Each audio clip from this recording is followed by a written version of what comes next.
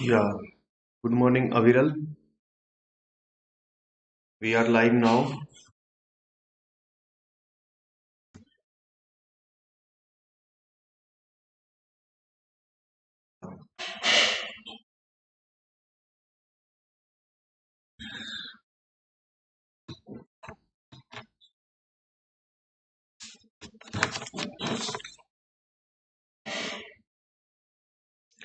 Good morning, Deepak.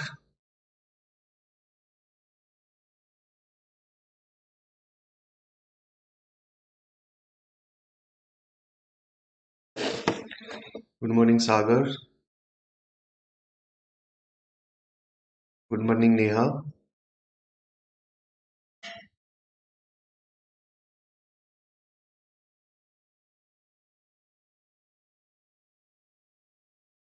So, I wish you all a very good morning and I welcome you, all of you, to the class. So, I think we should start the class now. So, the first topic of the day is land in Jammu and Kashmir. So, recently, central government has taken many steps to reform land sector in Jammu and Kashmir. The very first order it has issued is Union Territory of Jammu and Kashmir Reorganization Adaptation of Central Laws Third Order 2022. So there are very series of orders which have just changed the picture in Jammu and Kashmir, because earlier it was quite restricted that any outsider here means anyone who is not the resident of Jammu and Kashmir cannot buy the land in Jammu and Kashmir. Now this picture is totally reversed. Now any Indian citizens can buy land in Jammu and Kashmir. There is repeal of 11 land laws in Jammu and Kashmir. So here you do not need to be domicile of Jammu and Kashmir. You do not need require any permanent resident certificate to purchase non-agriculture land. So remember this word non-agriculture land, because for agriculture land you need to get a district collector permission. This is quite same as in other states. Like in other states like HP, Haryana, etc. You also require district collector permission to convert any agriculture land for non-agriculture purpose. Like if you want to set up, for example, rice mill, if you want to set up flour mill, wheat flour mill, you need to get a district collector permission. Same is now with the Jammu and Kashmir. So now people and investors outside the Jammu and Kashmir can buy the land and do investment. And here the tourism sector would now be open to entrepreneurs all over the country. Not only entrepreneurs all over the country, but also from all over the world. The food processing industry, specifically for the apples of Jammu and Kashmir, can now be set up in Jammu and Kashmir. And since it has increased the pool of buyers for the land, so there would be increase in demand for the land. So there would be increase in demand, so would be the price of land in Jammu and Kashmir is going to shoot up. So the owners of the land can realize the better market value by selling their land to the people outside the state. So it's basically at the exclusive right of locals over land. I have already explained. So here it has also center has also amended Jammu and Kashmir Land Revenue Act, where only agriculturists, that is the farmers, can purchase the land. Now anyone can purchase with the permission of district collector. Also, this is the Central Act. This is the Central Act, Real Estate Regulation and Development Act 2016. Government has also notified that this act would be applicable to Jammu and Kashmir. See, because of Article 370, what was happening, that any act, any parliamentary act, if any act being made by the parliament, it is not applicable on Jammu and Kashmir. Every act, the very first article, that is section 1, would say in like this act would be applicable throughout the territory of India except Jammu and Kashmir. Every other act, whether it is right to information, right to education, bonded labor provision act, etc., etc., all the acts have made exception of Jammu and Kashmir. Why? Because of Article 370. 370 says unless and until Jammu and Kashmir Legislative Assembly approves the Central Act, then only that central act would be applicable in Jammu and Kashmir. जब तक legislative assembly Jammu and Kashmir की central act को approve ना कर ले, तब तक central act वहां पर एप्लीकेबल नहीं हो सकता. तो इसीलिए that is why real estate regulation and development act though passed in 2016 but notified now to be applicable in Jammu and Kashmir. It has also abolished Big Land Estate Abolition Act 1950. It was meant for redistribution of land, which we are going to discuss now in detail. Don't worry.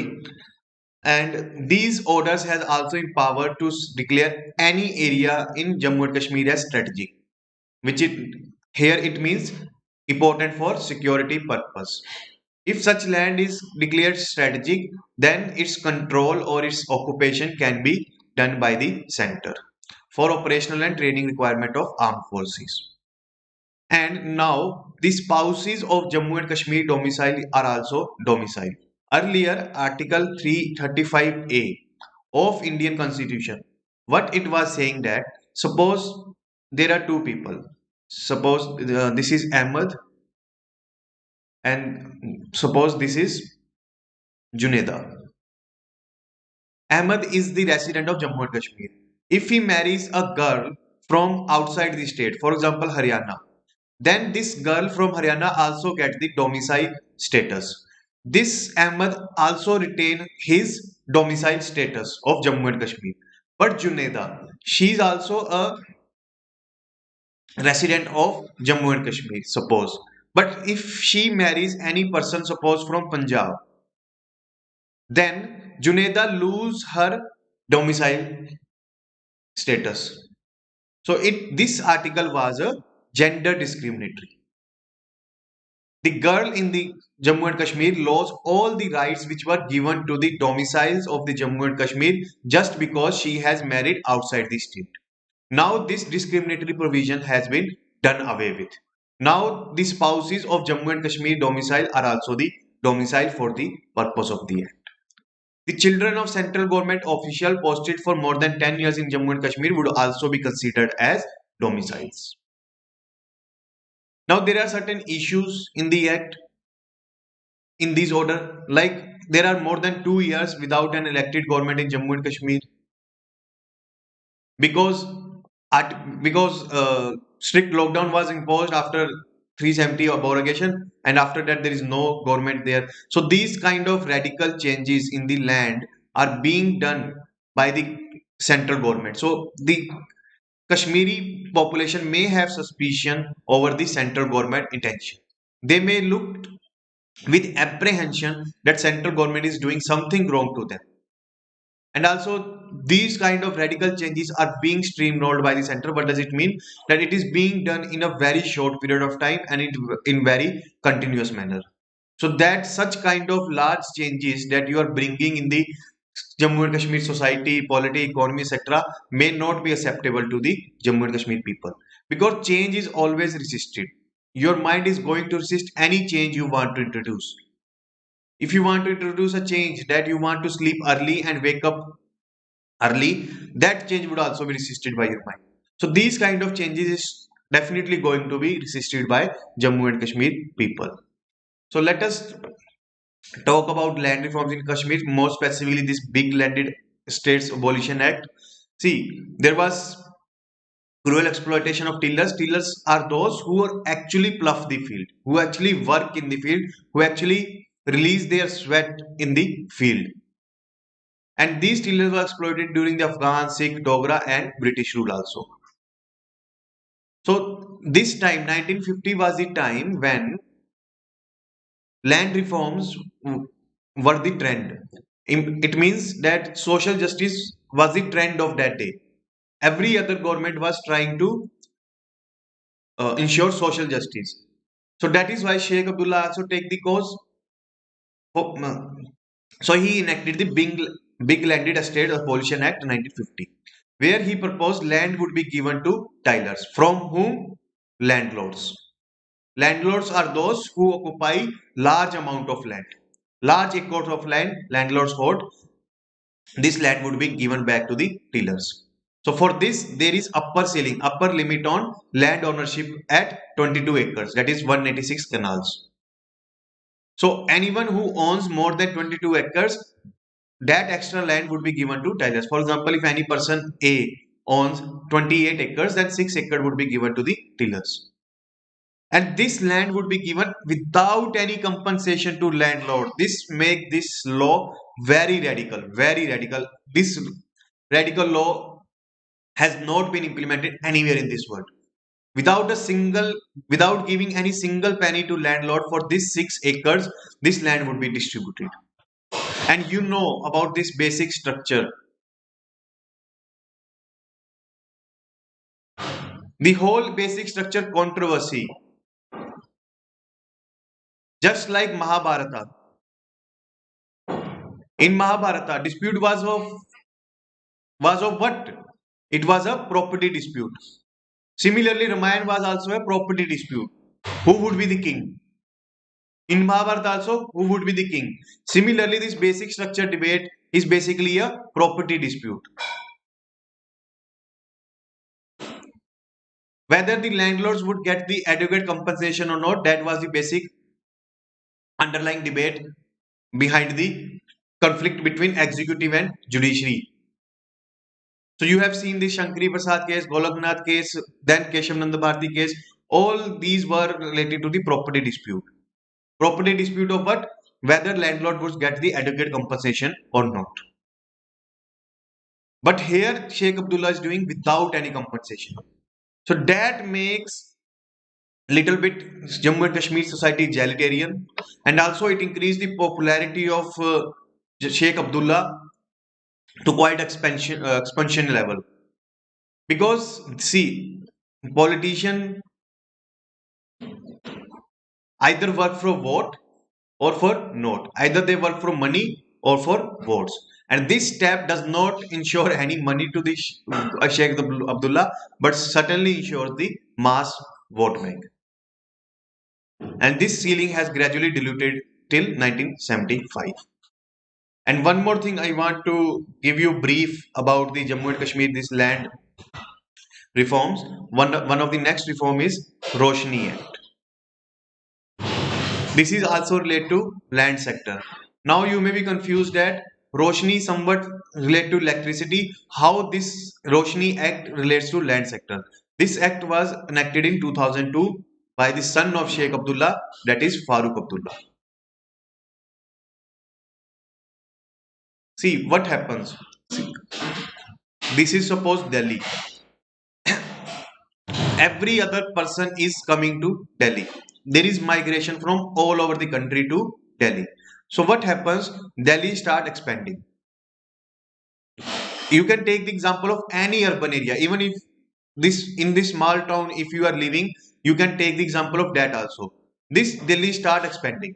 Okay. So what people do? They would buy the agriculture land, convert them into the colonies, and start building houses, flats, etc. in this area, so that the new migrants that are coming either from rural areas, neighboring rural areas, or maybe from the far away places can settle here. But this land, these colonies are not regulated. The drainage system, the sewage system, the electricity lines, etc. or all are being installed by the resident themselves. Municipal committee has no role to play in these colonies. So what happened? These colonies may be built in a very organized manner by the people themselves. There may be like wide roads, proper paths facility, proper drainage facility, etc. They may be well built. But what happened? They are not being approved by the municipalities. So in a nutshell, they are considered as illegal colonies. They are considered as illegal colonies because municipalities has not approved it. Government has not approved this change in urban pattern. So what happens over the period of time? Government also realized that if we are, it is little bit our mistake also that we are not able to first prevent this encroachment. Second, we are not able to proactively design the urban planning so that the new migrants could be settled. Then third, we are not able to provide the town planning, or you can say the services related to drainage, sewage, parks, electricity, street lighting, etc. on time to these emerging colonies. So little bit fault lies within ourselves also. So what government do? They regularize after a while. After certain period of time, they regularize it. For example, before Delhi election 2020, central government has regularized these illegal colonies in the Delhi. So similar thing was happening in Jammu and Kashmir also. People were encroaching the land. Not only they were encroaching upon the urban areas, they were also encroaching on the like forest area. Like on some hills, they will build their homes and they would say that this is our land. But in actual, this is the government land. So what Farooq Abdullah do that okay, we are taking humanitarian perspective, humanitarian approach. We would not evict you. We would not evict you, but you have to pay a fees to us. Pay fees to us, and we would give you legal ownership of that land.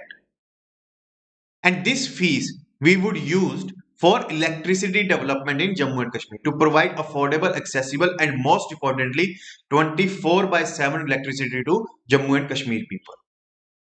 So it has Farooq Abdullah had set the cutoff date to 1990. What it is mean that whoever has encroached this land before 1990 would be eligible for paying these fees and get the legal ownership.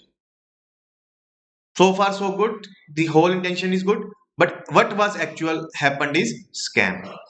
How this 1990 date was increased when Mehbooba Mufti father, that is Sayyid Mufti Muhammad Mufti, was the chief minister. It was increased to 2000. Then Gulab Nabi Azad, that is the Congress CM, come in. He increased this date to 2005. Then again, Umar Abdullah as a CM come, he increased this date to 2011. Why? Why? Because what happened? This land act was enacted in 2002. So after 2002, politicians also starting grabbing the land. They also start encroaching upon the land. So they knew that they just need a simple amendment in the act and their land would get regularized. So that's why all the parties CM has extended the date because they themselves has encroached upon the land. And the fees, they were calling that they would collect the fees for regularization. You know how much fees they have collected? Only 66 crore since 2002. So at throwaway prices, they were getting the land. All the politicians of all the parties. All the parties.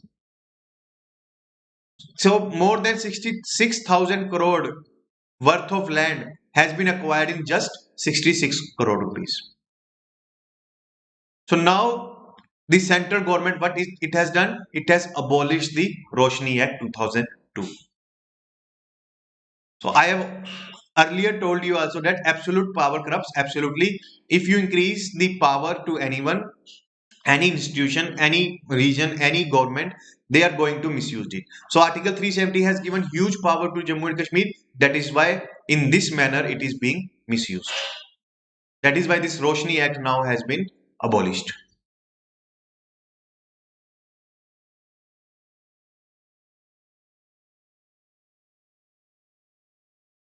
Yes.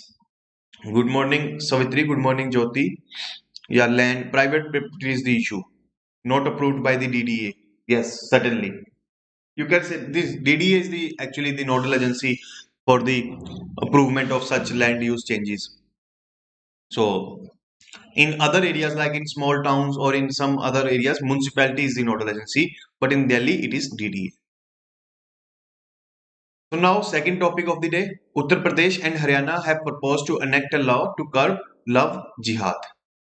What is this matter? See, right wing parties all try right wing parties quite often raise this issue of love jihad. What is this love jihad? Love jihad is like Muslim man try to marry a Hindu girl not out of love but out of hidden agenda of converting this Hindu girl into Muslim religion. That is what they call this love jihad. And recently Allahabad judgment has come in. And in pursuant of this judgment, UPCM and also Haryana minister has said that we would enact a love jihad law where we would prohibit this kind of marriages between Muslim man and a Hindu girl. And this proposal is a mix of patriarchy and communalism. Patriarchy, how? If the reverse is happening, for example, Muslim girl is there, and if she is marrying to Hindu boy, then these Hindu parties, right-wing parties, does not have any problem. But if the Hindu girl is marrying, then they have the problem. That's why it's max of patriarchy. Communalism also, that they do not want any intermixing of religion. They just want that Hindu should be married within Hindu fold and Muslim should marry within their community. Now, and there, what is their apparent reason? That Hindu women are threat from Muslim youth who they seek the religious conversion in the name of marriage. And what are the flaws in this concept? See, there is no legal section to this concept. There is no legal provision which allows this kind of provision on interfaith marriage. Neither it can be. See, there is no existing legal provision which allow the parties in power to enact such law. Neither there can be, because constitutional gives you personal liberty under Article 21, where you have the freedom to choose the partner of your choice. And so constitutionally, legally, it is not valid.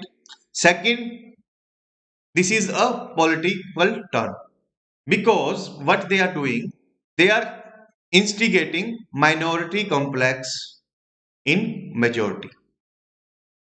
In majority, 85% of the country's population is Hindu. That is Hindu majority nation we are. But in the psyche of Hindus, minority complex is being planted.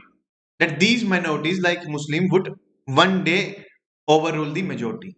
They have the hidden agenda of causing harm to majority. They were given special treatment by the other parties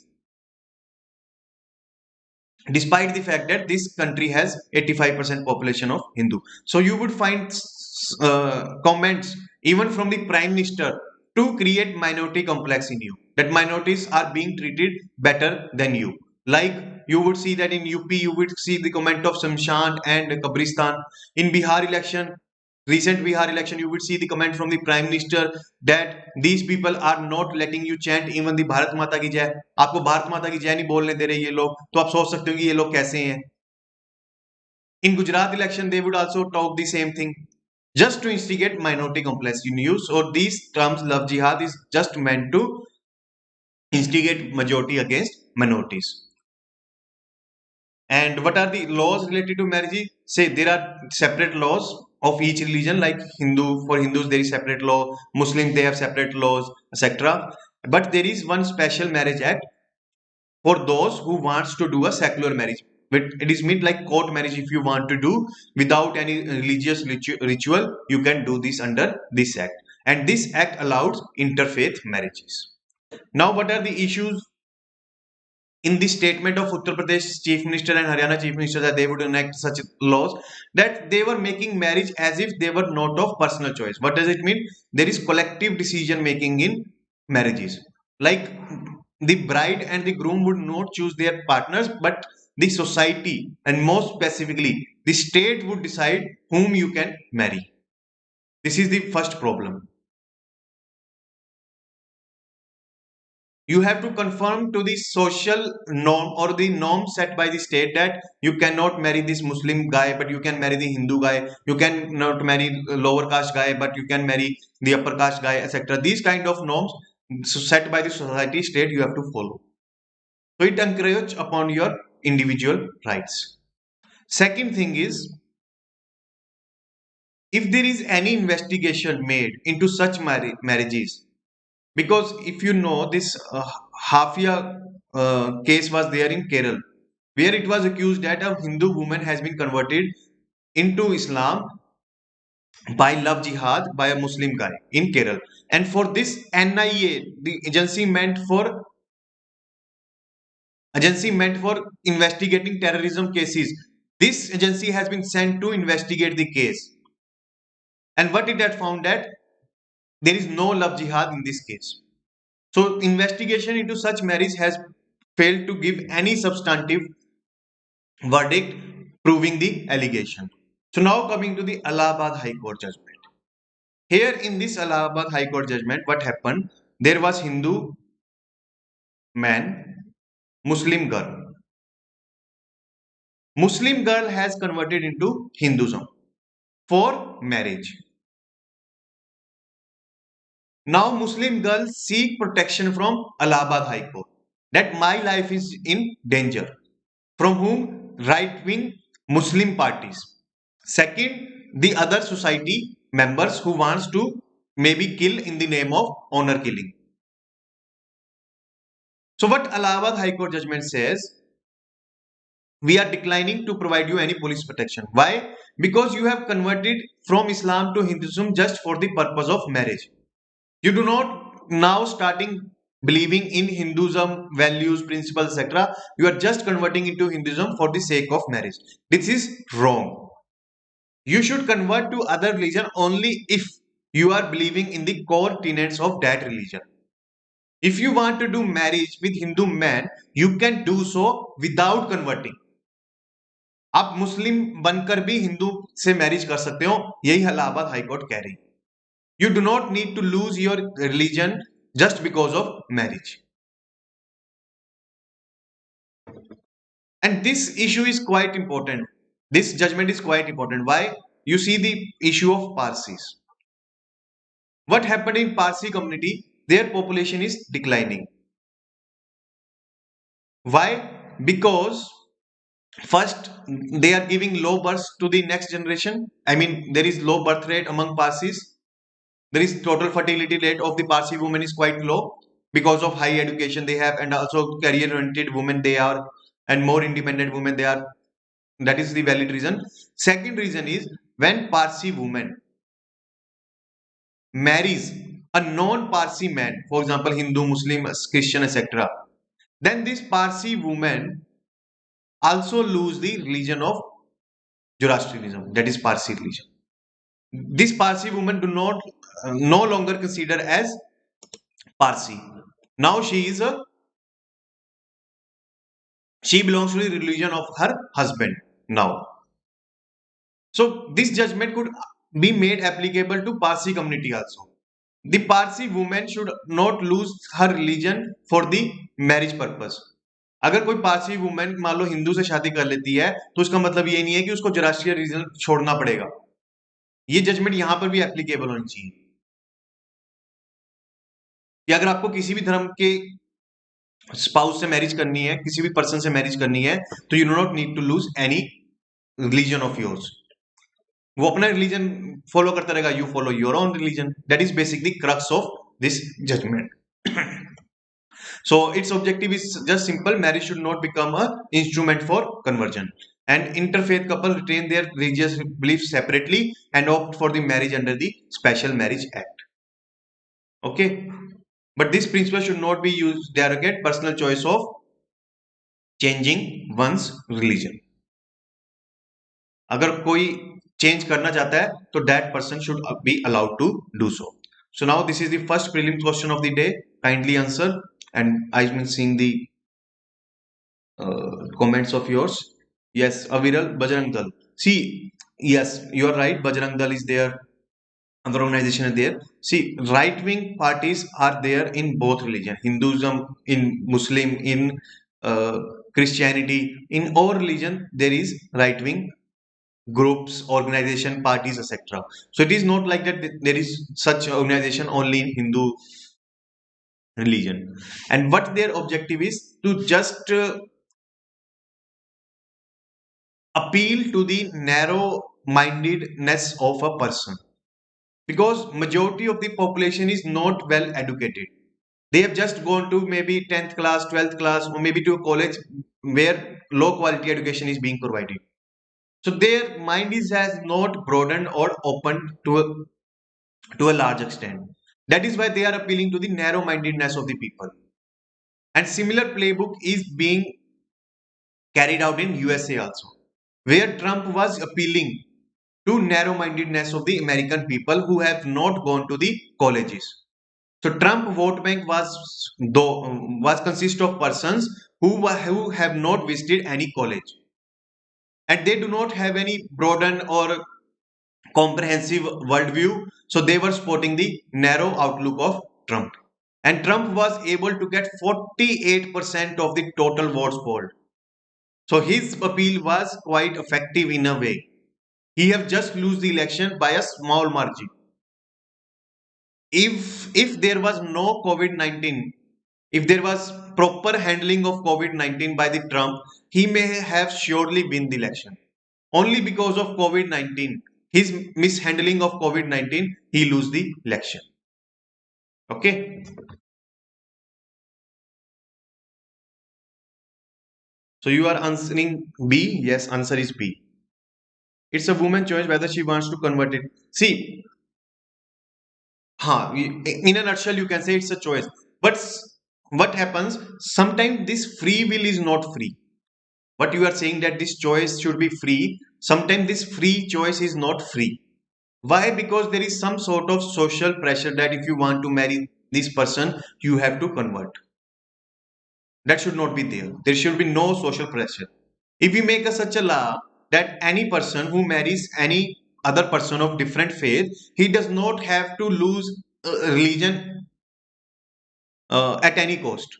He would just change his religion only if he or she believes hardcorely in that particular religion tenets. अगर वो पूरी शिद्दत से उस religion के tenets में विश्वास रखता है तभी वो चेंज करे, अदरवाइज कोई जरूरत नहीं. Why political parties are involving in religion? Because religion and politics gives you power. See, so religion is the art of animal training for humans. Just like this shepherd man, that is the cowboy, or this shepherd man regulates the herd of sheep. Similarly, religion makes you, gives you an instrument or a power to treat other humans as animals, to regulate them as animals. And when this religion get co-opted with politics, then it gives you unparalleled power. And this is happening from ancient period. This is not a new phenomenon that in democracy religion is being mixed. No. Ashok says, I am a Dev Priya. I am the beloved of God. Akbar used to say himself as Jillelai. Jillelai means shadow of God. He's just saying that they are just saying that we are the representative of God. That is basically they are mixing the religion with politics. So religion give you a very deadly power. How they will convert, sir? Any process? They can convert like uh, see, there is two ways. One is unofficial. Both need to be completed, and second is official. So unofficial, you suppose if you want to convert to Muslim religion, you go to any Maulvi, he would perform some rituals and would tie a tabiz on your hand, etc., etc. And they would say they would give you a new name in the Urdu or Persian or Arabic, etc., and you would now be a Muslim. Official is when you change the documents like your 10th mark sheets, your birth certificate, etc., with the new name, with the new religion. And also you need to get a approval from district collector. District collector, why approval from district collector? Because district collector would examine that you are converting into a religion to other religion without any coercion, without any fraud, without any inducement, that you would get a luxury car if you convert to Muslim religion, that money would come from Saudi Arabia, etc.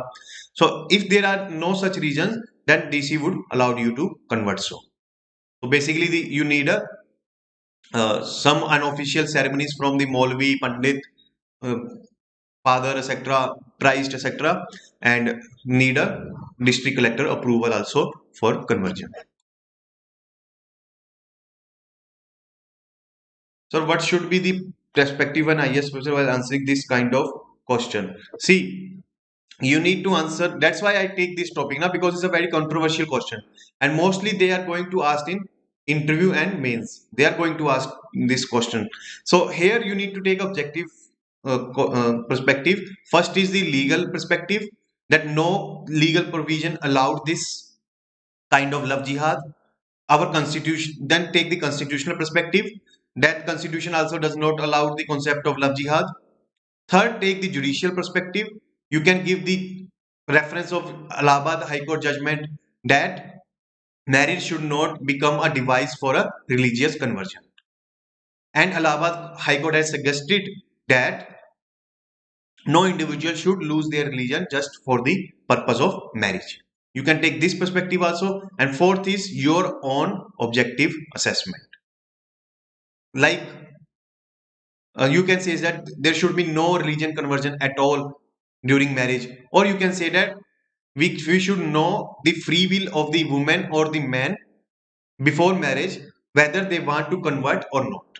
This kind of objective assessment you can also give. If they want to convert, then there should be no societal force pressuring them to not to convert. If they are choosing not to convert, then there should be no social force being applied on to them to convert. So that objective assessment you can also take your own. Okay, in this manner you have to answer the question. So now coming to the one more topic related to land, that is land monetization. See, central and state government are facing revenue crisis. Revenue, whenever this word came, it means money comes in. Whenever the money is coming into your pocket, it means revenue. So money is not coming into the central and government pockets. Why? Because of COVID-19. Lockdown was there, GDP does a free fall and by 23%. So there is less tax revenue. So the pockets of both central and state governments are empty now.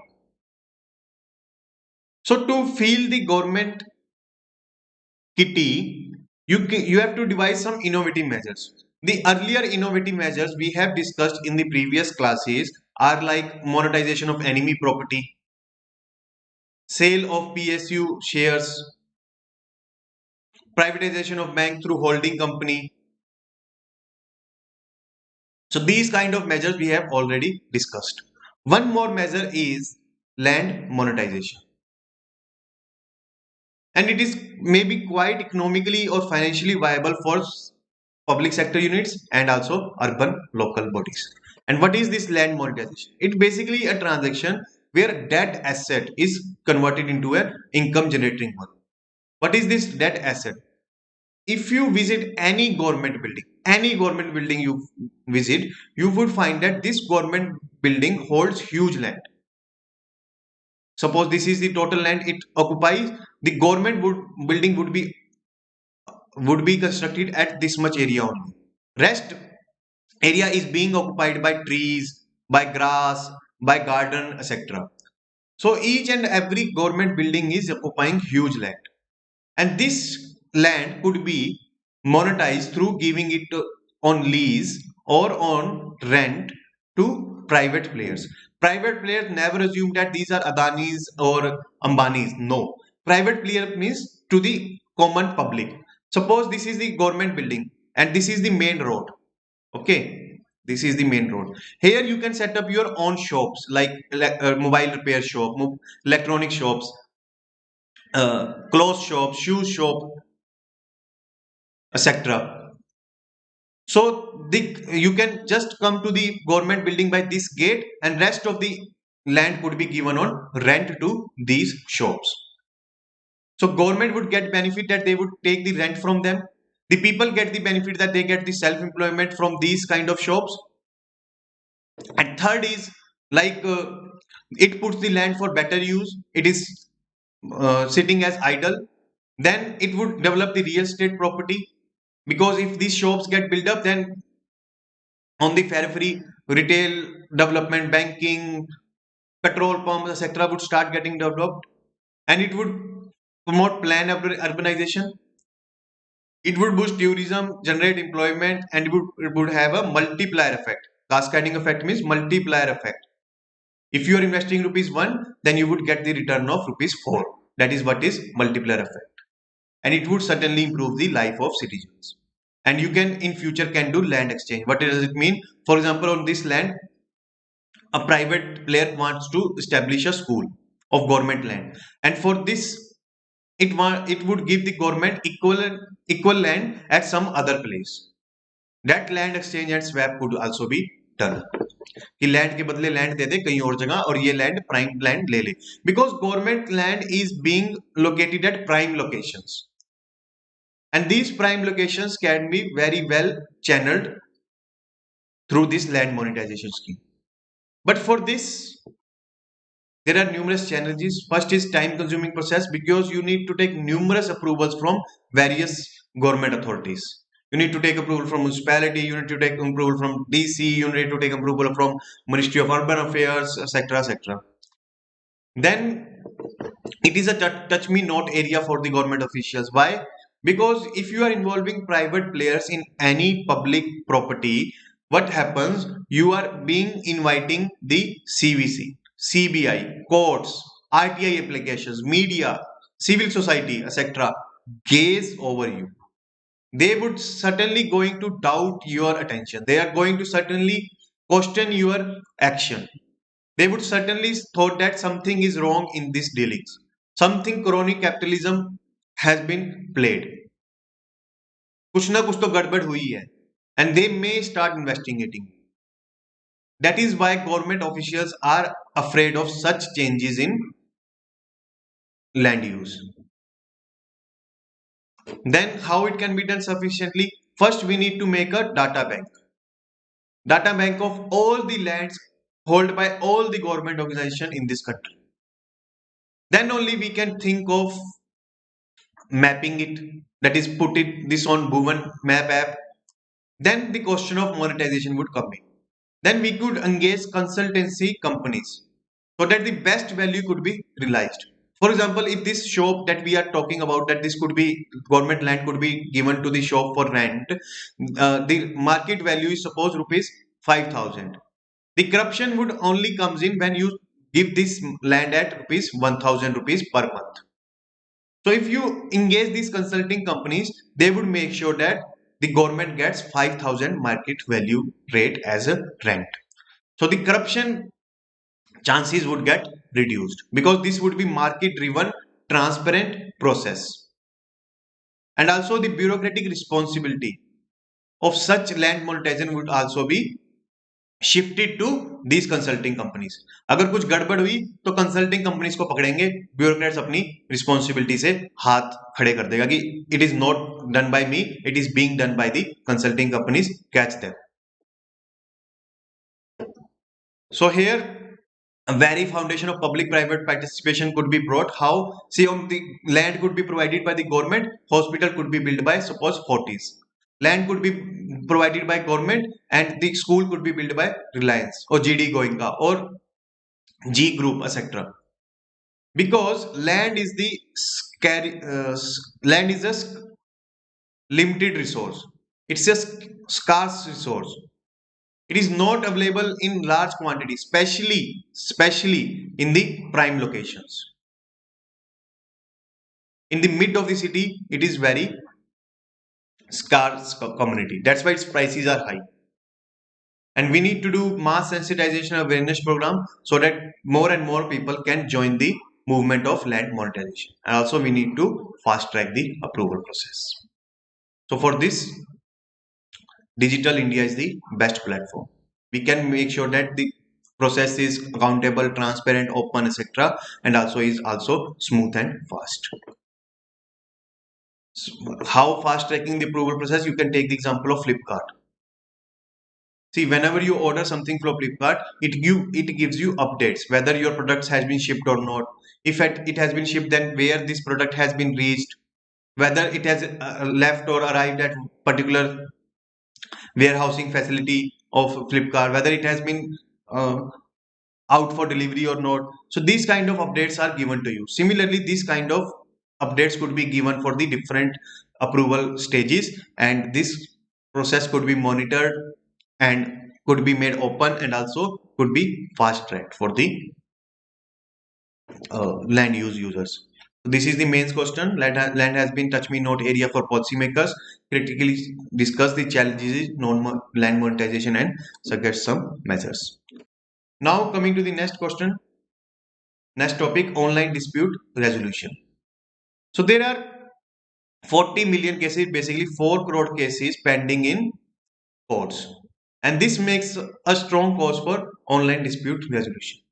Why these cases are pending? See, more than one third of cases are pending for more than 3 to 30 years. So it basically, you may have seen here the dictum, justice delay is justice denied.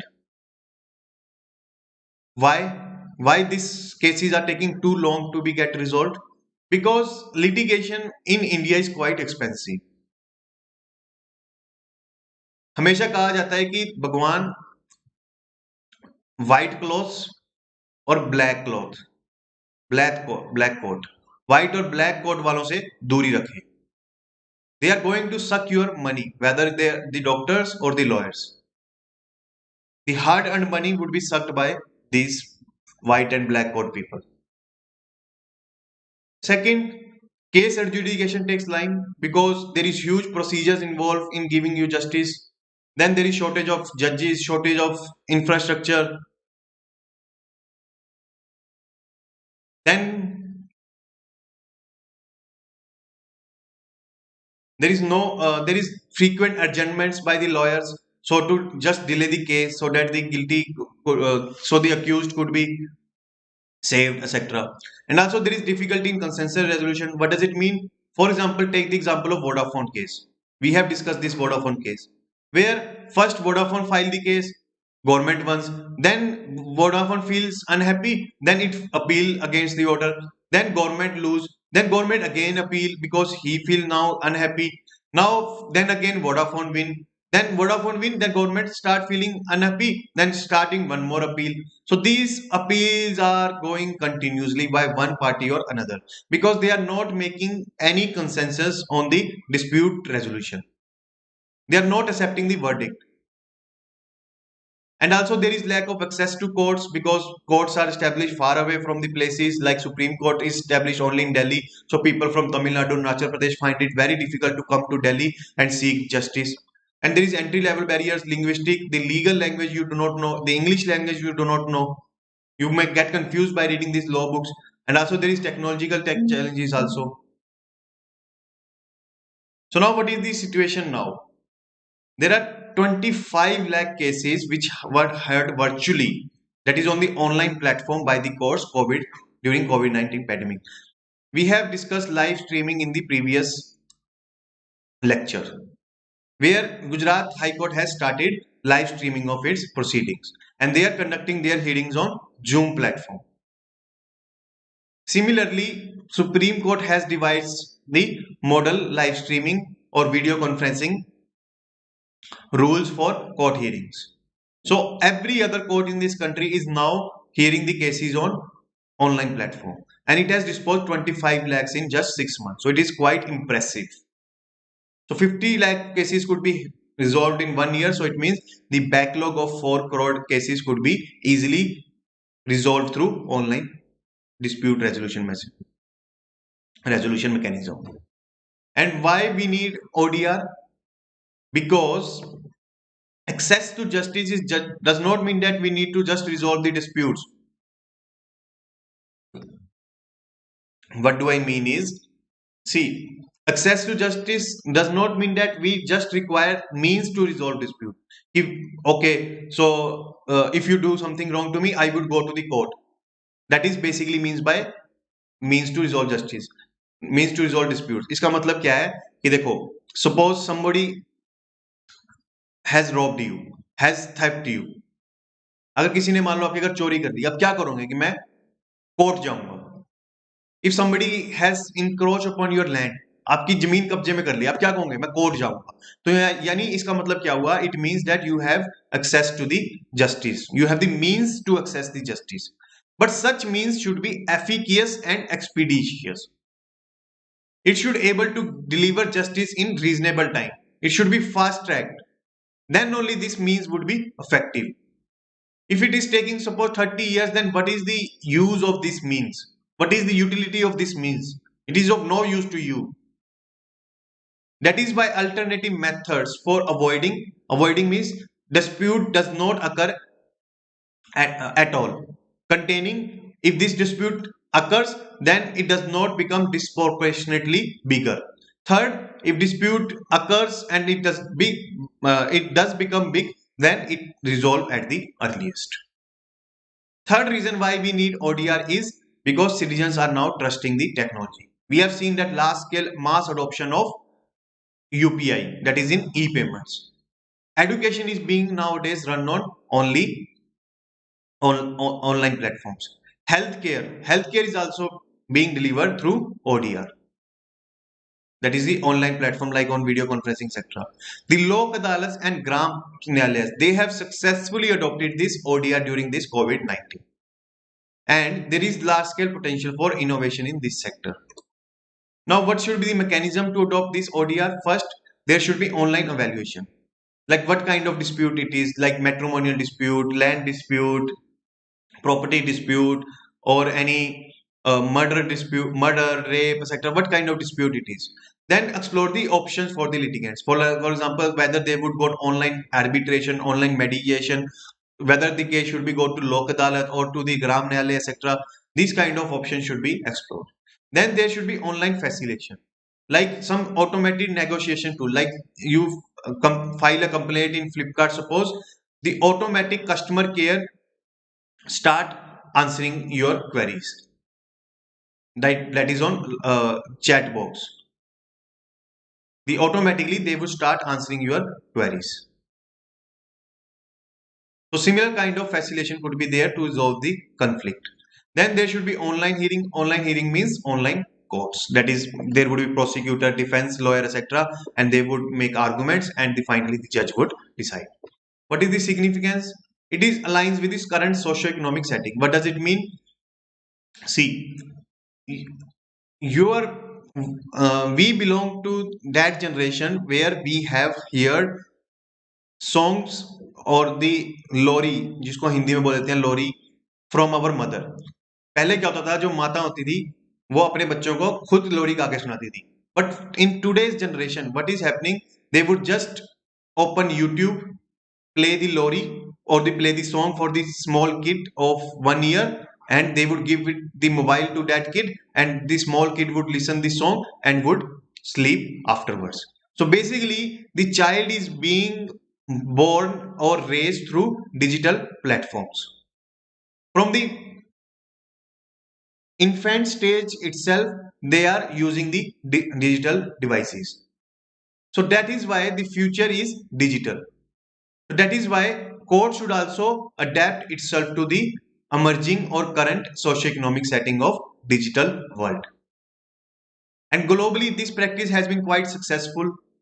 That is why we should also go for it. Then it has principle of natural justice. How? See, in live streaming, the litigant, by sitting at home, can see the court proceedings. What kind of arguments are being raised by this lawyer, what kind of counter argument has been raised by the prosecutor, etc. He can witness the proceeding at homes. Then witness could be examined on video conferencing. That also ensure the principle of natural justice. And the foundation pillars of any successful ODR regime, that is trust, convenience, expertise, are all involved in this program. So now what is the ODR potential in India? So e-Lok Adalat, they have resolved the dispute on just WhatsApp audio video calls. And supply side, that is basically the increase in number of judges, could be easily increased through online platform. How? See, there are legal practitioners, there are law students. These people could be asked to perform the temporary judicial functions. That is, like they would be appointed as judges, and they would be paid like suppose 500 rupees per hearing, and they would resolve the minor cases like of traffic challans, like of any small fines, etc. So these kind of minor cases they can easily resolve, the advocates or the law students, etc. And they can do so on online platform. So supply side capability could be easily increased. And also for online platform, you just need a video camera, a strong Wi-Fi, laptop, etc. But for establishing a offline judicial facility, you need a building, you need a rooms, chairs, then you need pen, paper, etc. So many things you need in physical courtrooms. But on virtual courtrooms, you need very minimal infrastructure. So basically, supply side capabilities on both manpower front and also on the infrastructure front could be increased easily. Then it would bridge barriers and access in resolution, because anyone from Tamil Nadu, Kerala, Arunachal, Manipur can access the justice. And it is very low cost, linguistic friendly.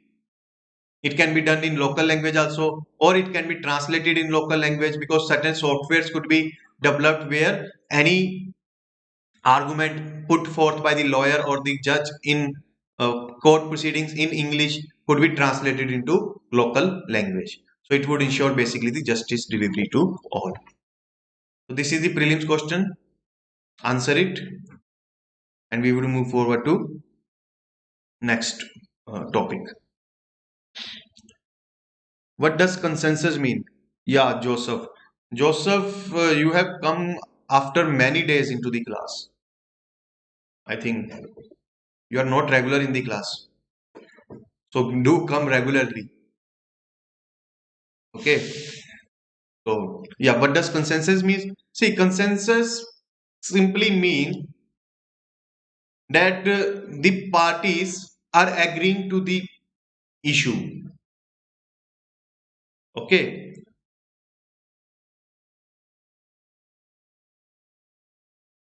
See, virtual executive Aviral is saying, not virtual executive, basically virtual judiciary. You are all answering C.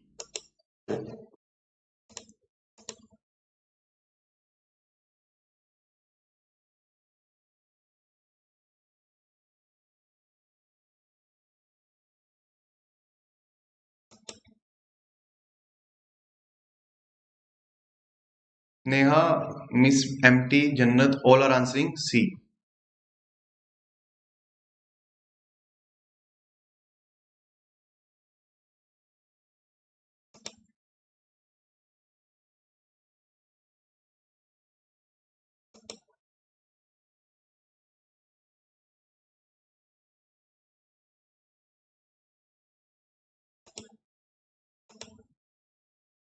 And Jyoti is saying B.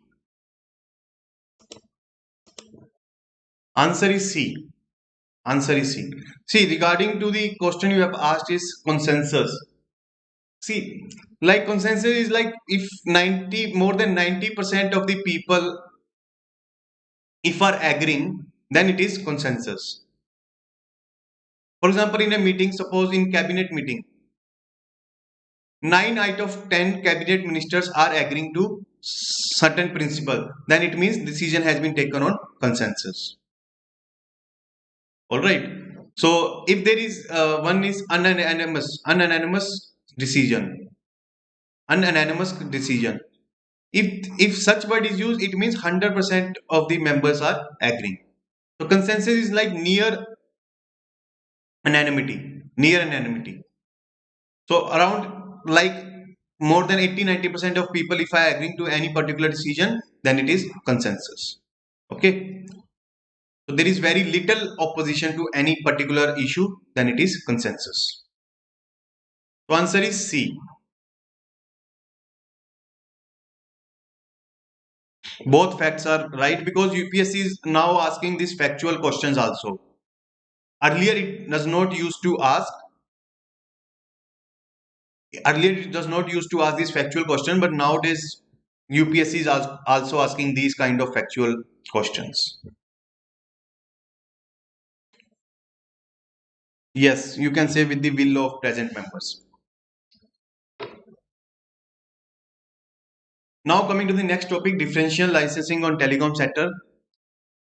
So recently government has proposed that we would unbundle the various layers, that is infrastructure, network, service, application layer, etc. What is this? I would come into later. This has been opposed by telecom operators like Jio, Airtel, etc. So what is this? I will come into later. First, we understand what is the current licensing regime. See, telecom licenses are governed by the Colonial Act of Indian Telegraph Act and Indian Wireless Telegraph Act. So this is one limitation. We need to update our laws. We need to make it synchronized to the present needs. Okay. So that's why we need a modern law governing the telecom licenses, telecom sector, etc. And it defines telegraph as any appliance, instrument, material used for transmission, reception of sign, signal, writing, images, sound, intelligence, etc. So this is the very factual information. I think we do not need to explain it. And what is important is it this act gives exclusive authority to central government for establishing, maintaining, and working telegraphs, wireless telegraphy equipment, and also to grant license for such activities.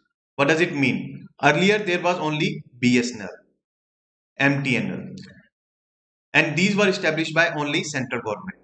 So this was the exclusive power of central government, and this was exclusive power. That's why till 1990, MTNL, BSNL were the monopolies.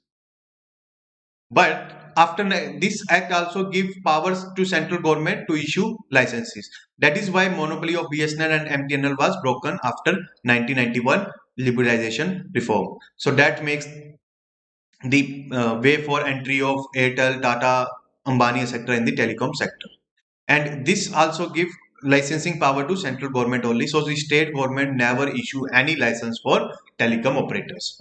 Okay. So as per this act, then Unified Access Service License regime was adopted. Here, the service providers like Airtel, Jio, etc., they were given power to offer both fixed and mobile service under the same license using any technology. So they can use the landline service, they can offer mobile service, they can offer this broadband service. All services could be given under single license. So what does it mean? You do not need to get multiple approvals. Second, you do not need multiple approvals. Second, you do not need to pay multiple times for license. You just need to pay single time for one license, and from this one license you can offer any number of services using any technology. In June 2012, National Telecom Policy was announced by the UPA government. Its aim was further simplifying the license framework so that creation of one nation, one license across service and service area could be brought in. What does it mean? You do not need separate license for Bihar, separate license for Haryana, separate license for Tamil Nadu, etc. You can get a pan-India license by single license. Okay.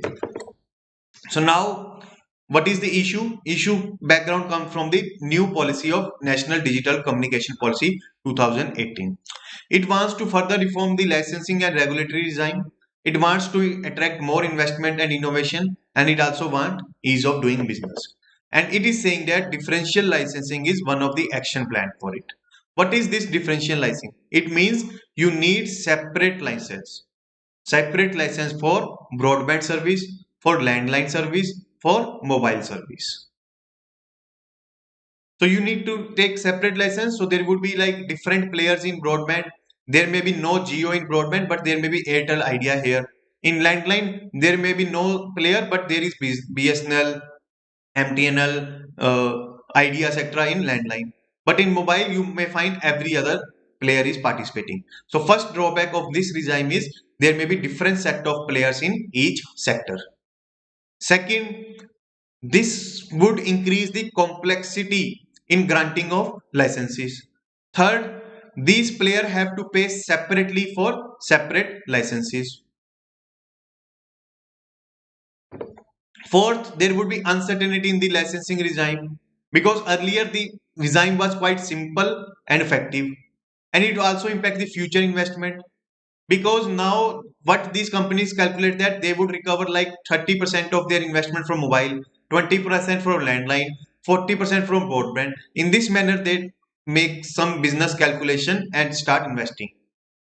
But if they are going to get the license separately, they may not invest properly.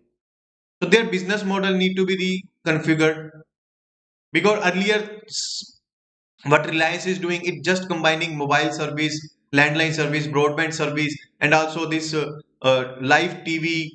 It's various services like of Geo Cinema, Geo TV, etc., Geo Mart, etc. All these are being combined by the Reliance into single subscription. So his its business model is not, would be changed by this new order.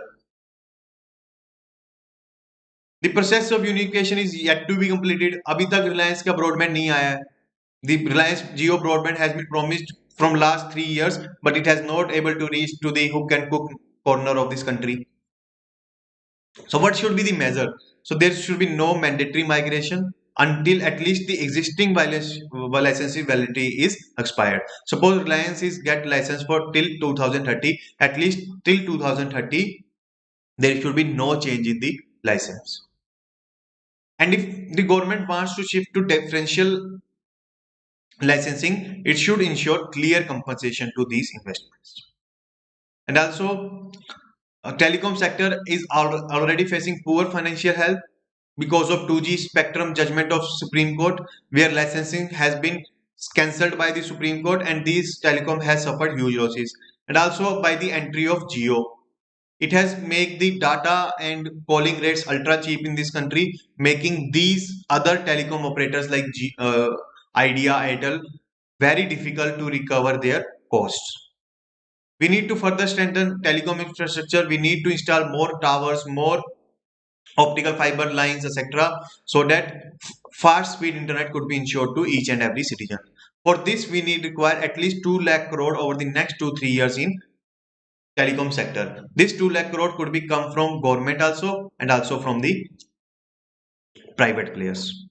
We need to provide more incentives to the private player, reduce the regulatory cost or process, and provide appropriate policy. These are very general point. These general points could be come in every other question. आप किसी भी question के answer में इन 3 points को डाल सकते हैं. So this is the prelims question. Answer it. I'm giving you 10-15 seconds. Answer it. Then we will move forward to the next topic. Till then, I see your comments.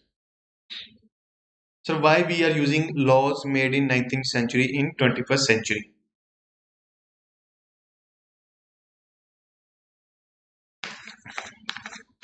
See,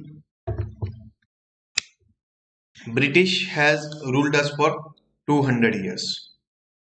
Basically 1757 Battle of Plassey to 1947. In these 200 years, what is the credit of Britishers is they have ruled us with the laws. They have made written laws to rule us or govern us. Okay. And in 200 years, lot of laws get accumulated. First thing, uh, first point to your answer is there is huge laws being accumulated in 200 years. So these 200 years laws cannot be replaced in one go. एक बारी में हम उनको replace नहीं कर सकते because there are huge leaps of laws are being running this country. Okay. Second, the new laws making process is quite tedious, complex, and most importantly, time consuming. First, there would be draft prepared by law commission, then the respective ministry would check it, would give further modification, then it would be approved by cabinet, then it would go to the uh, first house of the parliament, then it would go to the second house of the parliament, then it may be examined by the joint committees of the parliament, then again it would come to the houses, then it would get the president approval, then its rules would be notified, etc. So this new laws making process is not easy process. It is not a short period process. One law may take like 1 to 2 years. So that is why, because of high number of laws being made by the Britishers and also the slow process of new lawmaking, we are using the 19th century laws in 21st century. Because Parliament does not have the time or expertise to frame laws in very short period of time. Okay. Yes, constitution is also supreme. So what is make every law would be examined by judiciary. So if we make any law, then judiciary may struck down it as unconstitutional because it is violating the constitution. That is also the problem. That is also slowing down the process. So you are also, let me give you the answer.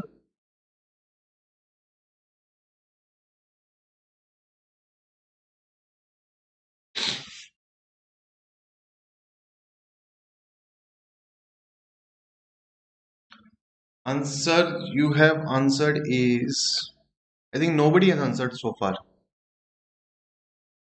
Only Joseph has answered.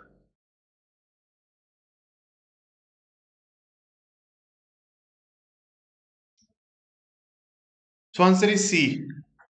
Okay. Now coming to the next topic, special courts for trial against legislature. So why this has been in news, you would get to know only after you understand the background. So background is criminalization of politics. Criminalization of politics means there is increasing number of criminals winning the elections and coming to the legislature. The Association of Democratic Reform. This is an NGO which is saying that nearly half of the newly elected Lok Sabha members of 2019 have criminal charges against them. And in 2014 it was around 24%. It has been quite drastically increased in 2019. Why? Reasons: because there is political control of the police, which the politician does not let police to do a fair investigation into these cases. These criminals also have huge money power. They earn money from kidnapping, robbery, thefts, the illegal sale of drugs, alcohol, human trafficking, or maybe other nefarious means. So they use this money power to delay their conviction. Then there is corruption in the system. They bribe the officials, judges, etc. Then there are weak laws. Laws are not strong enough to deter these criminals to do crime or to enter the politics. Then there is lack of ethics. Nobody in the politics bother about morality, ethics, etc. All they bother about is power. Then there is vote bank politics. One person may be criminal in eyes of the people of other region, but in their native region they may be the hero. You may criticize Lalu Yadav as corrupt, criminal, hardcore, gunda, etc., but in his native region he is hero. Then there is loopholes in the election of election commissions, like election commission.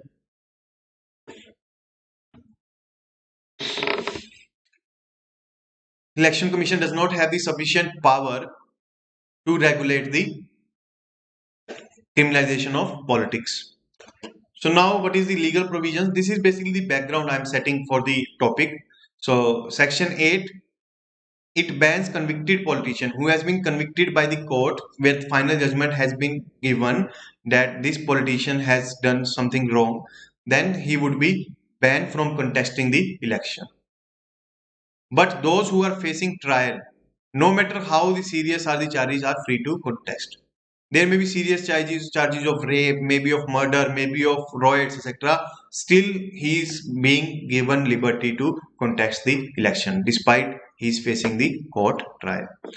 So, for this, Supreme Court take the cognizance in recently February 2020, it has ordered political parties to publish entire criminal history of their candidates and also give the reasons why they are fielding these suspecting criminals over decent people. What made them compelled to field these kind of criminal background candidates? In 2017, that is the basic discussion point of ours. In 2017, Supreme Court ordered special courts to be set up across the country to fast track the long pending trials of lawmakers, so that these lawbreakers, I see there can be two cases: either they are innocent they are politically motivated cases, or they are guilty and they are just misusing the system. So Supreme Court wants कि दूध का दूध पानी का पानी हो जाए.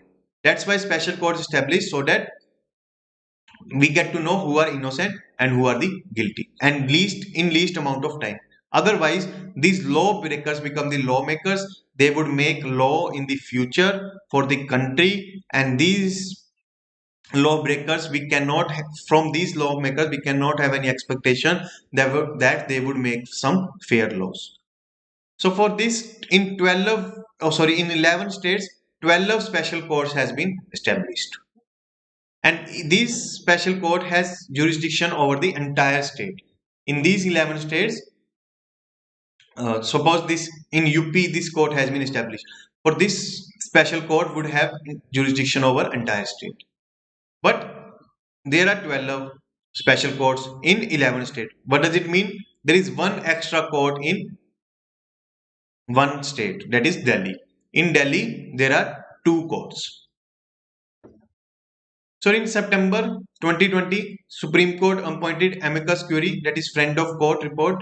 It has that out of 4,442 criminal cases faced by whom MP MLAs all over the country, 2,556 cases are still pending.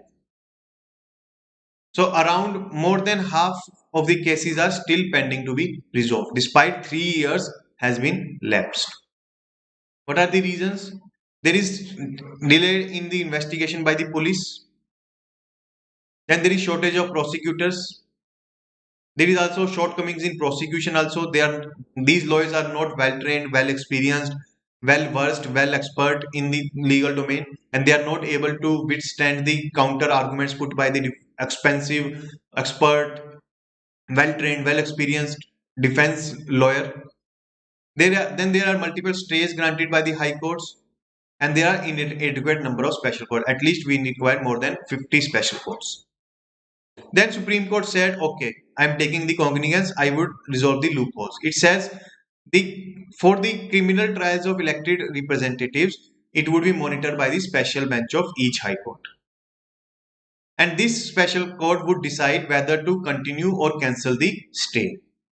If stay is valid, then it would be continue. If stay is invalid, then it would be cancelled within 2 months, so that there could be speed in the judicial justice delivery for these criminals.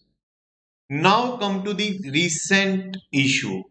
This issue has been raised by the Committee of Madras High Court. It has pinpointed many limitations in the special courts. What are those? These are the conceptual limitations. Earlier, the amicus curiae has listed out the practical limitation. Practical limitation means the limitations we are facing in the execution of the order of the Supreme Court of setting up of special courts. In what are the issues we are facing in the functioning of special courts? That was the issues has been pinpointed by the amicus curiae. But here this committee has questioned the very concept behind the establishment of such courts. How? It first questioned the constitutional validity of setting up special courts, because these special courts could be established by law, that is by legislature, not by executive or judiciary. So basically it is pinpointing about the judicial overreach. Judicial in its overzeal, over enthusiasm, is trying to clean the process which is the exclusive domain of the legislator. Then second point it makes is these special should be offense centric, not offender centric. What does it mean? For example, special courts could be established for rapes, special courts could be established for murders, special court could be established by terrorism, etc. But in this case, we have made the special court for offenders. Offenders how? For MP, MLA. This MP, MLA may have commit crime of rape, may have commit crime of riot, may have commit crime of POSCO, that is protection of sexual abuse to children, etc. He may have commit the crime of abetting trafficking. So these courts are offender centric, not offend centric. So basically, it is also violating the equality before law. Some section of the society are getting more benefit than the ordinary section.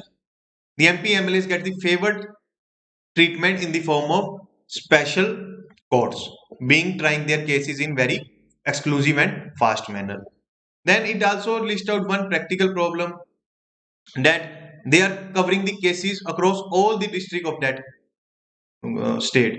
So witness may face various issue in traveling and boarding, accommodation, etc.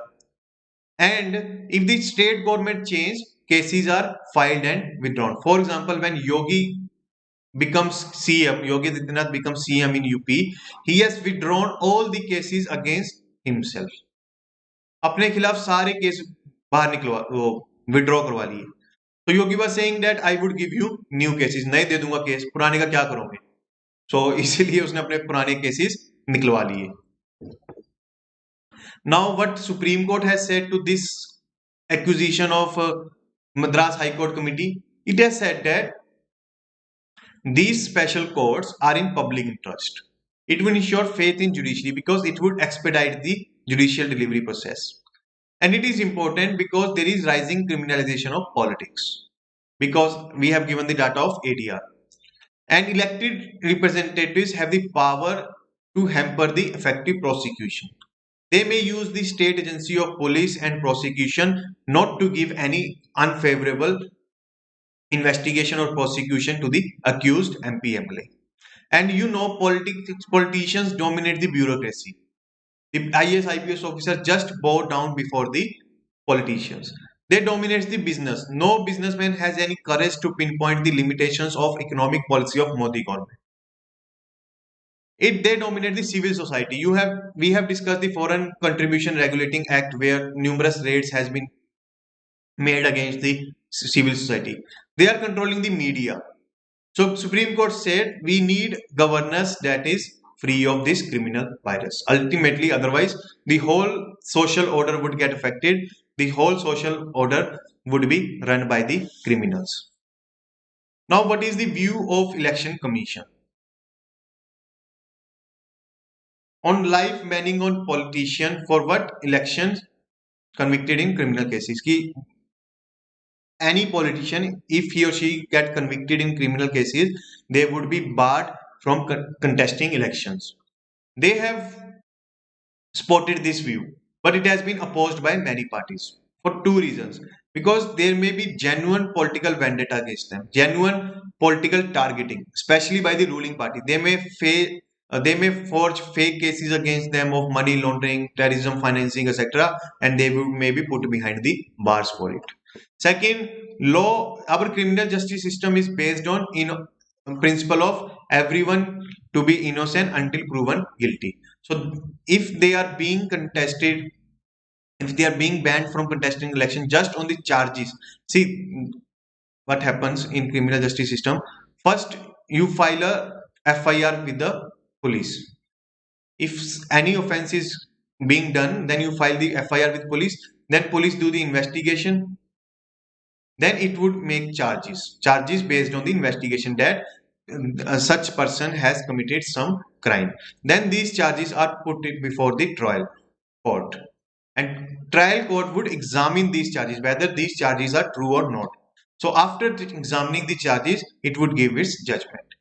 So existing system is that at this judgment stage, after this judgment stage, the politician is banned to contest elections. But election commission is saying at this stage of charges, the politician should be banned for contesting elections. So basically, judgment comes after 4 or 5 years.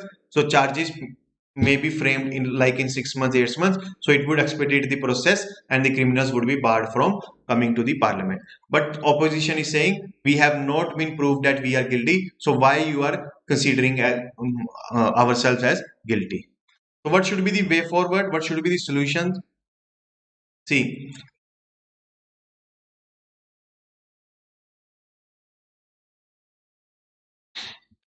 prosecution with the public pressure. See, we as a awakened citizen, we as a aware citizen should make pressure on the judiciary, on the government, that these prosecution of criminal tainted or background people should be done in a fast and expeditious manner. Second, we need to strengthen the election commission because it should make some guidelines regarding the internal functioning of politicians. If that political party is not following the internal guidelines, that political party should be deregistered by the election commission. Like guidelines like these criminal backgrounds could not be selected for the party ticket. That criminal background candidate could not be given any freedom to canvass or campaign for any party candidate, etc. These kind of guidelines could be framed by the election commission if it is given sufficient power. And then also regulating the affairs of political party, that is quite need of the hour. We have already discussed. This is the prelims question for you. Kindly answer. Then we will move forward to the next topic. These are quite lengthy. Okay.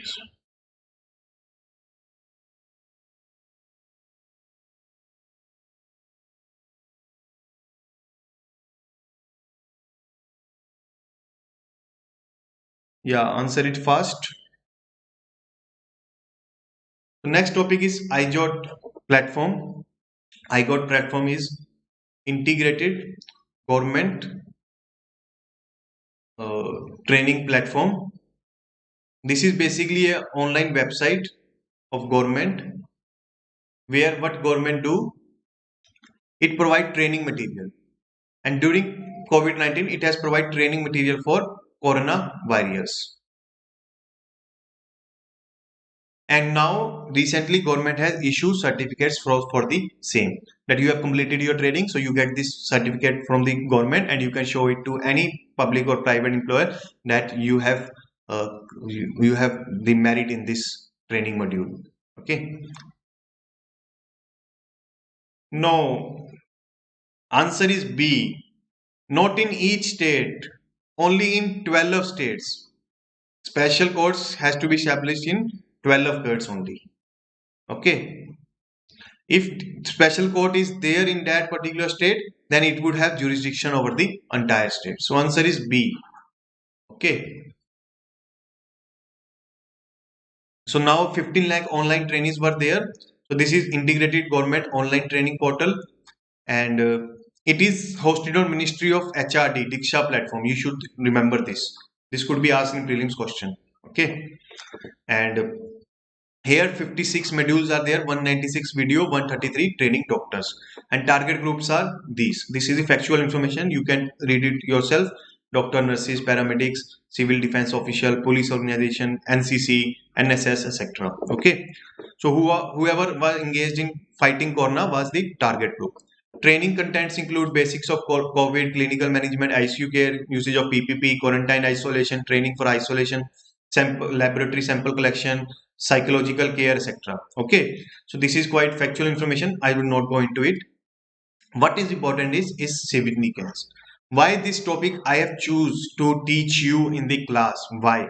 Because this I got platform, you can use this information in multiple answers, multiple questions. You can use this information. How? I will let you know. See, this provide one-stop source to COVID warriors. One-stop source means at one particular site they would get all the learning they need to fight the COVID-19. Then they were updated in real time manner. Any new research comes in regarding corona was updated in this portal. Then emergency situation, they were able there was smooth flow of information. That's why there was cooperation and coordination.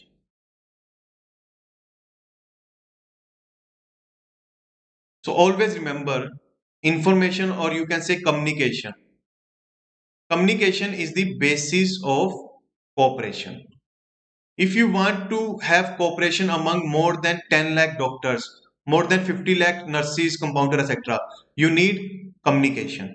And from this centralized portal, from this one stop portal, you were able to provide information or communication to the this large number of doctors and paramedical staff. Okay, and they can have unlimited learning at any time, anywhere. This is the basic advantage of any digital platform. On YouTube also you can learn anytime, anywhere. And easy to use desktop and mobile version were there. So basically it was meant for the PM vision of care for those who serve the nation, and it definitely boosts their morale. So it is very general topic. The point is, I want to teach you. See, this I got you can use in multiple questions. So, for example, of any topic, any question comes on, suppose education. You can use this iJot platform, that similar kind of portal we need to make to train the school teachers. If any question suppose comes on civil society, or suppose cooperatives, people are unaware of cooperative model. So this kind of online portal we can make for teaching people about the cooperative movement. Similarly, people are unaware of how corporate functions. So we can train MSME owners how to run their organization in corporate model, so that they can grow up their business. So for this we can establish these kind of portals. So this kind of so that's why I take this topic, so that you can add on this idea as a solution in your answers. Okay, so this is again a small prelims question to you. Fastly answer. So we will move forward to the next topic, that is Central Vista redevelopment project. So all you know, government is proposing that there would be new parliamentary building.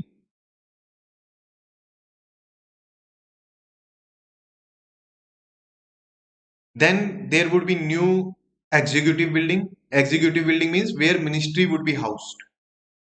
Various ministry like Ministry of Home, Ministry of Defense, Urban Affairs, Skill Development, Education, all ministries would be housed in that particular building. So basically the old parliamentary building would be a museum. The existing building of executive, that is north and south block, would be museum, and the new building would be built up. Okay. Yeah, A. You were answering A. Yes, answer is A. Very good. Very good. Answer is A. All of your answers are right. So currently, Central Vista of New Delhi consists of Rashtrapati Bhavan, Parliamentary House, North and South Block, India Gate, National Archives, etc. And this new building would be built by would come under Union Ministry of Housing and Urban Affairs. So this new building would have triangular parliament next to the existing one, common central secretariat. See, now what happens, there are two buildings, like this is North Block and this is South Block. Half of the ministries are there in North Block, half of the ministries are there in South Block. So suppose there is file from Ministry of Urban Affairs, which is suppose located in North Block. Now it's required approval from Ministry of Finance. So the official has to travel from North Block to South Block, get the approval and get back to the ministry. But now there would be common center secretariat. All the ministries would be there in one single building. So within one floor, suppose Ministry of Defense have decided to purchase helicopters from America, then it would immediately go to the Ministry of Finance and would ask its approval. Immediately gets the approval and come back to the ministry. Similarly, citizens also need not to be travel to one ministry to other ministry in different buildings. They can get the services at single place. Basically, single window clearance would be there. Single window clearance means at one place itself you get the all clearances. So at one building itself you get the all necessary documental clearances. So 3 kilometer long Rashtrapati Bhavan to India Gate revamping would be there. The existing building would be museums, and this would be the shape of the new Central Vista. That is this Parliament, North and South Block, and this whole beautification of the areas, etc. Okay. Now, what is the issue? There has been petition in Supreme Court where they said we should refurbish or repair the existing building and we should continuing using the parliamentary building. We do not need to build any new building. भी पहले वाली building से ही काम चला लो. तो उस पे centre ने कहा है कि जुडिशरी को बोला है कि do not interfere. Whether to construct a new building or not, that is our sphere. Do not interfere. It is our policy decision. Second, जो existing building है, it is under tremendous stress. How tremendous stress? I will let you know. Third, it said the project cannot be located at Noida or any other place. It would be there on Central Vista, this Raisina Hill area only, because this is the posh area of Delhi. Posh area. This is the most expensive area of Delhi, and this is most livable area of Delhi. Livable how? The whole Delhi is engulfed with pollution because there are no trees and there is lack of drainage system, sewage system, etc. But at this area, you find like huge greenery, very well widened roads, footpaths, huge security, difference between residential and commercial areas, etc. So whole area is quite posh and it is located at the center of the Delhi. So that is why the central government does not want to vacate this location. Third, it is pre-independence building. It has been built in 1927 to house the Legislative Council, that is the Rajya Sabha of that time. But it's not intended to house a bicameral legislature. Bicameral legislature means having two houses. So whenever joint sittings happen, the members face very difficult to adjust in the limited space. Also, it does not conform to the fire safety norms. It is not earthquake proofs. Sewage and sewer lines are hazard. Why? Because population of this area is increasing and sewage lines and water lines are of British colonial era and it is damaging its heritage nature. Security concerns 2001 parliamentary attack, it was not able to stop, and also ministries are housed in different buildings, so they have to run away from one building to another, and they are increasing the cost of procedures. Environmental benefits, so there all the ministry would be there in single building. So what would happen? You do not need to go to different buildings to get approval, etc. So at one particular place itself, you would get the all services. So it would be also proposing interlinking of metro stations so that pollution, etc. could be reduced. So these are the basic advantages that government is saying. See, let me tell you what is the objective of this project. First is PM Modi. Why PM Modi? See, in ancient period or in medieval period, you remember any ruler by the architecture. You remember that Shah Jahan. Why? Because he has built the Taj Mahal. You remember Akbar. Why? Because he has built the Red Fort. I think Red Fort is also built by maybe by Shah Jahan. Yeah. So you remember Akbar for Fatehpuri Sikri. You remember Swai Man Singh for Jantar Mantar in Jaipur. So every ruler is being remembered for architecture. PM Modi also wants to be remembered for his architecture. First, he has built the Sardar Patel statue, and second, he wants to build a parliamentary building. Second reason, he wants to increase the number of seats of Rajya Sabha and Lok Sabha. For Lok Sabha, it wants to increase from 545 to at least 1000. And so to house this increase of MPs, you need a building. Why 545 to 1000? Let me tell you. In the constituency I am living, suppose I am living in a Sirsa constituency in Haryana. Okay. So from my place, from my hometown, Sirsa is 120 kilometers away. And my Sirsa MP is Sunita Duggal. He's former IRS officer, he's MP from BJP. So if I want to contact Sunita Duggal and wants to come to Sirsa, then I have to cover 120 kilometer. Then 120 kilometer means I have to wake up early in the morning and start my journey at 6 a.m. I would reach Sirsa at 10 a.m. in 4 hours, would meet Sunita Duggal by 1 p.m. By 3 p.m. I would start my return journey and would reach my native place at 7 p.m. So what does it mean? The whole day of mine get wasted in meeting my MP to raise my grievance, to express my needs. But if there are 1000 MPs, what would happen? there would be the MP from my constituency would be located, suppose, at Hisar, and Hisar is only 60 km away from me. Take the example of, suppose, Fatehbad. Okay, Hisar already has the MP. This Fatehbad would have a MP. Okay, and Fatehbad is located only 60 km.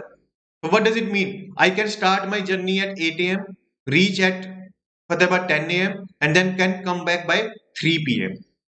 So only half of my day get wasted or get consumed in case if I want to meet my MP.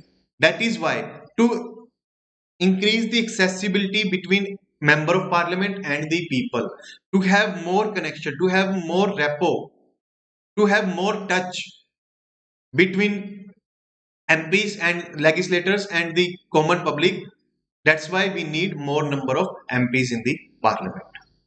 That is also the objective of new parliamentary building. So now coming to the criticism. So opposition environmentalist architects are saying it would harm the environment, the building would cause construction waste, it would cause pollution, etc. These kind of points are not valid. Okay, and it would cause environmental, traffic pollution, etc. These kind of points are not valid. And they have talked that key approvals has been pushed during this lockdown, and there is lack of transparency in this project. Something wrong, something scam is being happened in this project. So this point is also, this criticism is also not valid because they have not given any evidence for it. You need to give evidence for any allegation.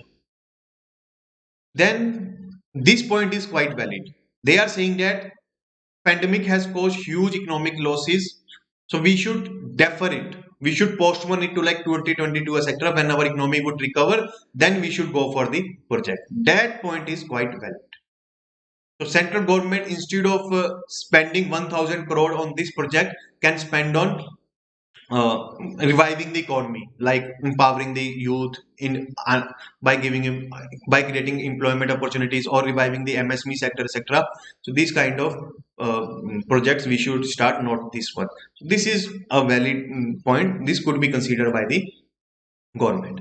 So this is the interview question. Do you think government should spend the precious taxpayer money on statues, parliamentary buildings, etc.? Okay. So now coming to the freedom of media, again a small topic but important one. So you all know about the arrest of Arnab Goswami by the Maharashtra police, and it has been alleged that it is political vendetta because Arnab was quite critical of Maharashtra state government on migrant crisis, on communal angle in Palghar district, accused Mumbai Commissioner, Maharashtra Chief Minister that they are being in collusion to illegally cover up the Sushant Singh Rajput case, because he was making an angle that Maharashtra Chief Minister's son has been involved in Sushant Singh Rajput suicide case, and in response to it, Maharashtra police earlier has done FIR on Republic for TRP scam. We have discussed this in previous class. And second thing, the Goswami case, the Arnab Goswami case, now they have taken the private act of him. Earlier they were attacking on the journalism, his journalism, that his journalism is based on lies, his journalism is based on scams, his journalism is based on fraud.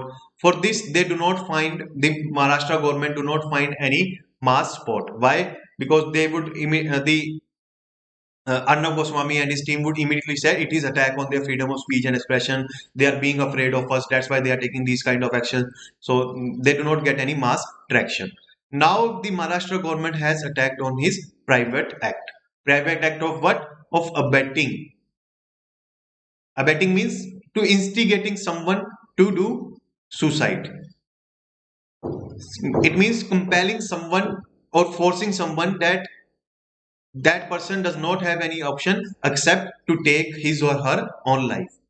And what was the case? There was a person who was architect who has designed the building of Republic TV, and Arnab Goswami was supposed to pay him dues, but he has not paid him. So architect was facing losses. He was getting death threats from the contractors or the creditors, and finally he has taken up his own life.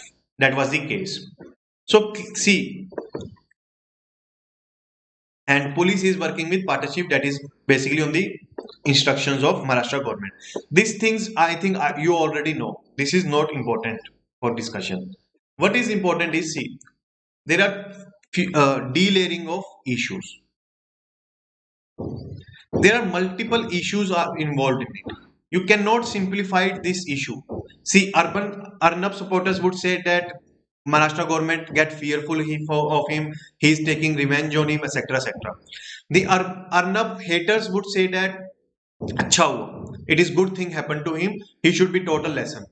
He was doing very poor kind of journalism and he should be given a lesson. So this oversimplification issue should not do. What we need to do is delayering of the issues. What does it mean? See, first is rule of law.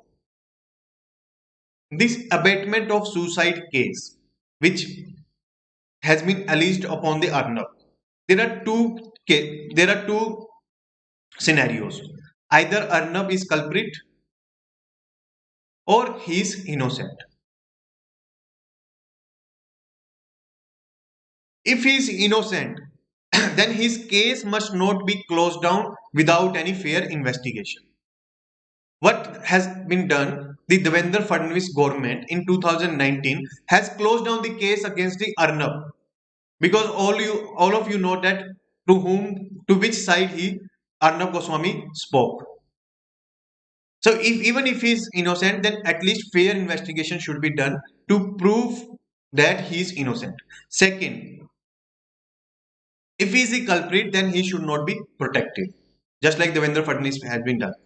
So first issue is of rule of law. Second issue is of journalism. You may hate Arnab, you may love Arnab. That is your choice. But his kind of journalism he is doing, like not based on facts, only based on perceptions, only based on lies, only based on loud cheers, that if I speak louder, then I would get assumed right. So these kind of journalism you may hate, you may demean it, you may not like it. That is well within your right. But solution to this kind of lower quality of journalism he is doing is not the arrest of Arnab Goswami. Because if he is innocent, if action is being taken against him because of political reasons, the solution is not the arrest, because it just set a bad precedent.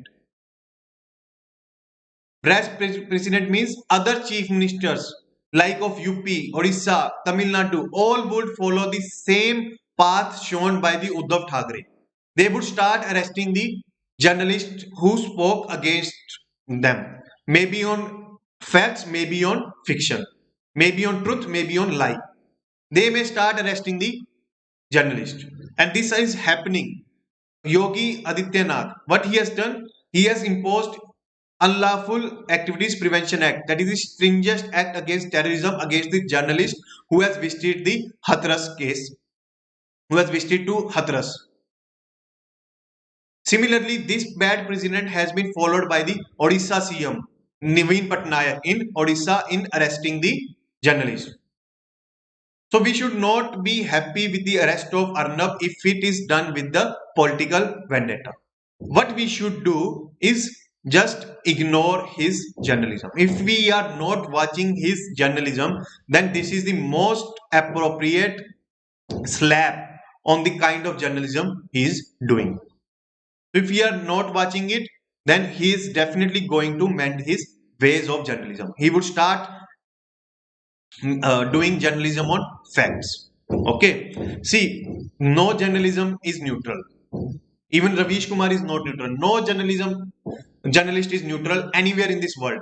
Even Fox News, CNN News, Washington Post, New York Times, all are having a particular political ideological stand.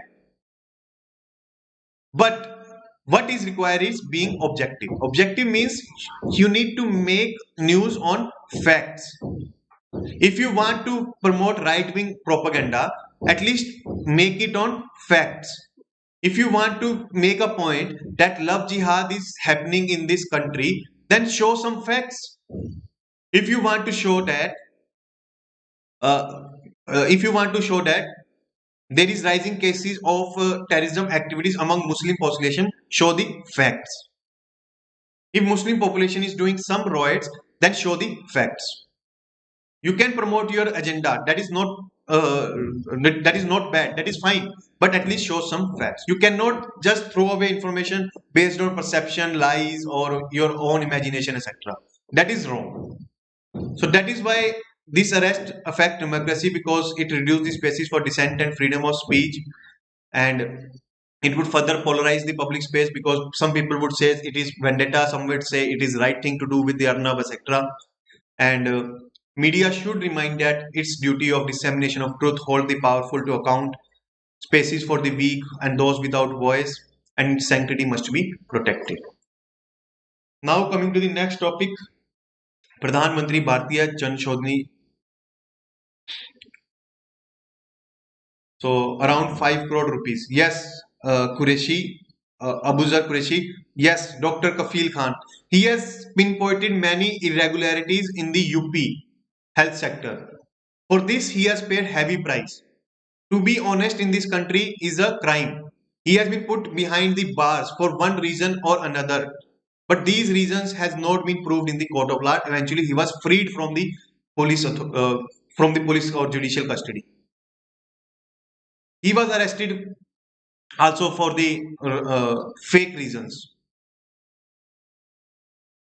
So arrest is not the solution. Arrest is never the solution. If you want to expose the hypocrisy of Arnab Goswami or his blatant lies, or maybe wrong kind of journalism he's doing, like favoring one political party only in all its news, etc., then you can have other means also, like writing editorials, writing columns, blogs, social media posts, or even just ignoring the Arnab Goswami. That is the best way to counter that kind of you can say substandard journalism that is being done. Okay, but not the arrest. Arrest is not the solution. Okay, but if he is culprit in this that particular case, then strict action should be taken. So coming to the Bharatiya Pradhan Mantri Bharatiya Jan Aushadhi Pariyojana, that is BJP scheme, PM BJP scheme. So first, let me know you what is generic drugs. They are basically the non-proprietary approved name rather than a brand name. What does it mean? For example, what happens if you invent any medicine? You would get patent for 20 years. After 20 years, you get the exclusive right to produce and sell it. After 20 years, this patent become open. What does it mean? You can use anyone can manufacture this drug, and this anyone could be one brand, second could be generic. Brand like Cipla, Ranbaxy, etc. Generic may be Kishore industry, Ravi Kishan industry, etc. Small industry I'm just talking about. Brand would sell this drug at rupees, suppose 90 rupees per 10 tablets. Generic drug would sell this at rupees 5 rupees per 10 tablets. Both quality is same. Both ability to treat the patient is same. The only difference in price is only because of brand value. Because Ranbaxy is being promoted by Salman Khan, so they would add on the 85 rupees margin to it. Generic drugs are not being marketed by any film stars, so it would be just told at rupees 5. So what Bharatiya Jan Aushadhi Pariyojana does, it buys this generic drug in bulk amount, so its per unit cost would further decrease, suppose to rupees 3 only, and this 3 rupees medicines would be given to people at very affordable rates, and they would be able to cure themselves at very nominal prices. So their out of pocket expenditure would get reduced on health expenses.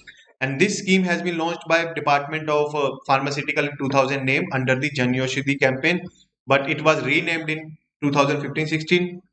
Its aim was to increase the coverage of quality generic medicine, reduce out of pocket redefine the unit cost of treatment, ये सब हम points we have already discussed, and awareness about the generic medicine.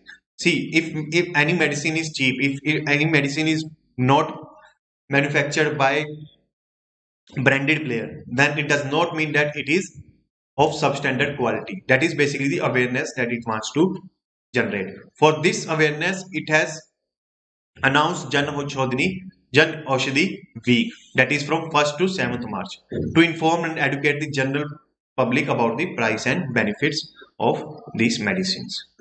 And also for distribution of these medicines, Pradhan Mantri Bharatiya Jan Aushadhi Kendras has been established across the country. Basically, these are the shops for selling the generic drugs. Government would purchase these generic drugs in bulk amount and would give it to these shops, and these shops would give it to further to patients. So basically, these shops are like PDS shop, public distribution shops. Just like we have ration shops in Food Security Act, we have these shops in generic medicine, for generic medicine. And this bulk purchase is done by Bureau of Pharma PSU of India. This is the implementing agency of PM BJP. And this Bureau of Pharma PSU of India established in 2008 under Department of Pharmaceutical, and it is Independent Society and Society Registration Act 1960. So this information is generally asked in prelims. Okay. Then Jan Yoshdi Sugam application has been launched. It is mobile application, August 2019 launched, and help people in locating near Jan Yoshdi Kendra using Google Maps. And they also provide information for generic medicine, its comparison with brand medicine in form of MRP, saving, etc. And all the drugs procured under this scheme is tested under National Accreditation Board laboratories, and they are compliant with the World Health Organization benchmarks. And if you want to set up this shop of generic drugs, the government would provide you 2.5 lakh as subsidies. So now why this scheme has been in news? Why? Because Union Minister for Chemical and Fertilizers has done the comprehensive review of Pradhan Mantri BJP Yojana. And in this review, they have found that around 358 crore rupees sale has been done from 6600 Jan Yoshidi Kendras up to 31st October. And we would surpass the target of 600 crore by the end of this year. The sale for sale by these Jan Yoshidi Kendras were only 7 crore in 2014-15. Now it has been increased to approximately 600 crore, so it is becoming a huge success. Huge success. It was able to get very exponential growth in 5 years. Jan Yoshidi Kendras also increased from 19 stores in 2014-15 to 1600 stores. But still, a lot of work is left to be improved. Never get complacent by your performance. So for that, we need to strengthen the supply chains. We need to provide adequate quantity of generic medicine at each Jan Yoshidi shops. We need to adopt some innovative measures. We need to increase awareness of people, and also we need to increase coverage with special focus on remote and rural areas. So this is the prelims question for you. Please answer. Let me see your doubts, and we would move forward to our next topic. What about? Yes, government need to pay compensation for it. I think Jyoti, you are saying compensation for, I think, Kafil Khan topic. Kafil Khan issue you are talking about. Yes, government should pay compensation for the miseries he suffered for just to be being honest, courageous, brave, and being a whistleblower. They also said that there are no intermediary person. Also, please explain that, sir. Uh, which point, Sarang? Kindly let me know. They also say that there are no intermediary person. In which point you are talking? Please let me know, Sarang, which point, in which topic you are talking about this intermediary. I would explain it.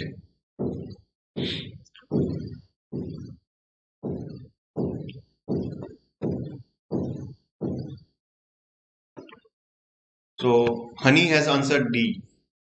What about others? In generic medicines, let me see.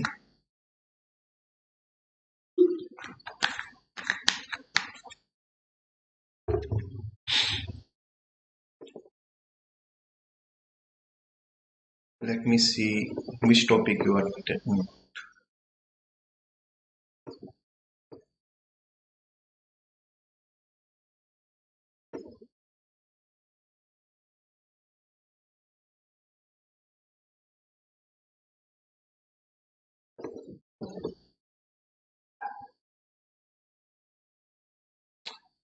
There is no point of intermediary here, Sarang. I do not find any point which is talking about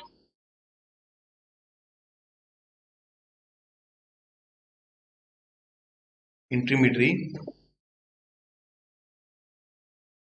No, there is no point of intermediary, Sarang.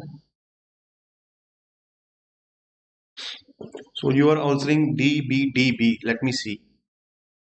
Yeah, answer is B. Answer is B. B for boy.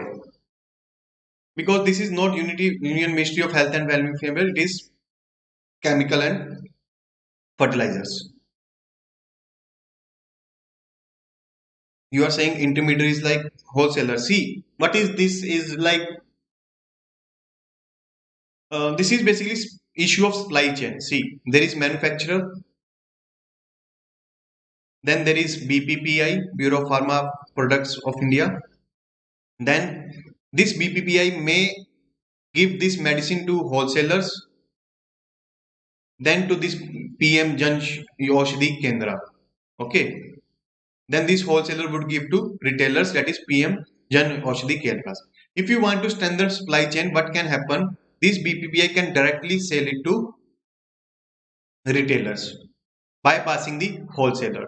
So the wholesaler commission would not be included in this. So there would be cost saving for PM Jan Aushadhi Kendra, and there would be ultimately cost saving for consumers.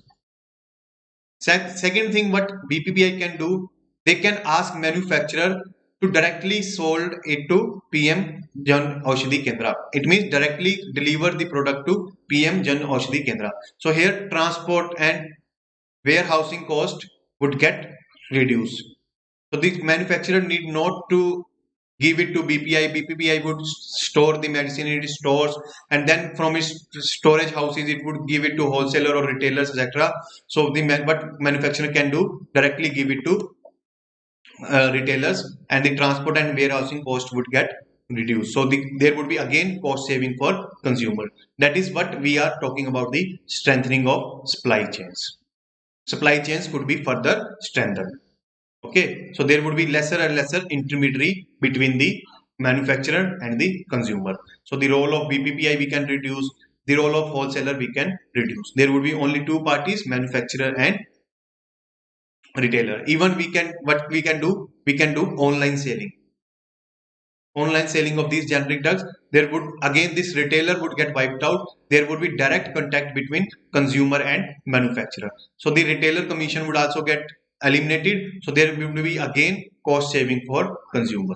This is what we were talking about, intermediaries in generic medicine supply chain.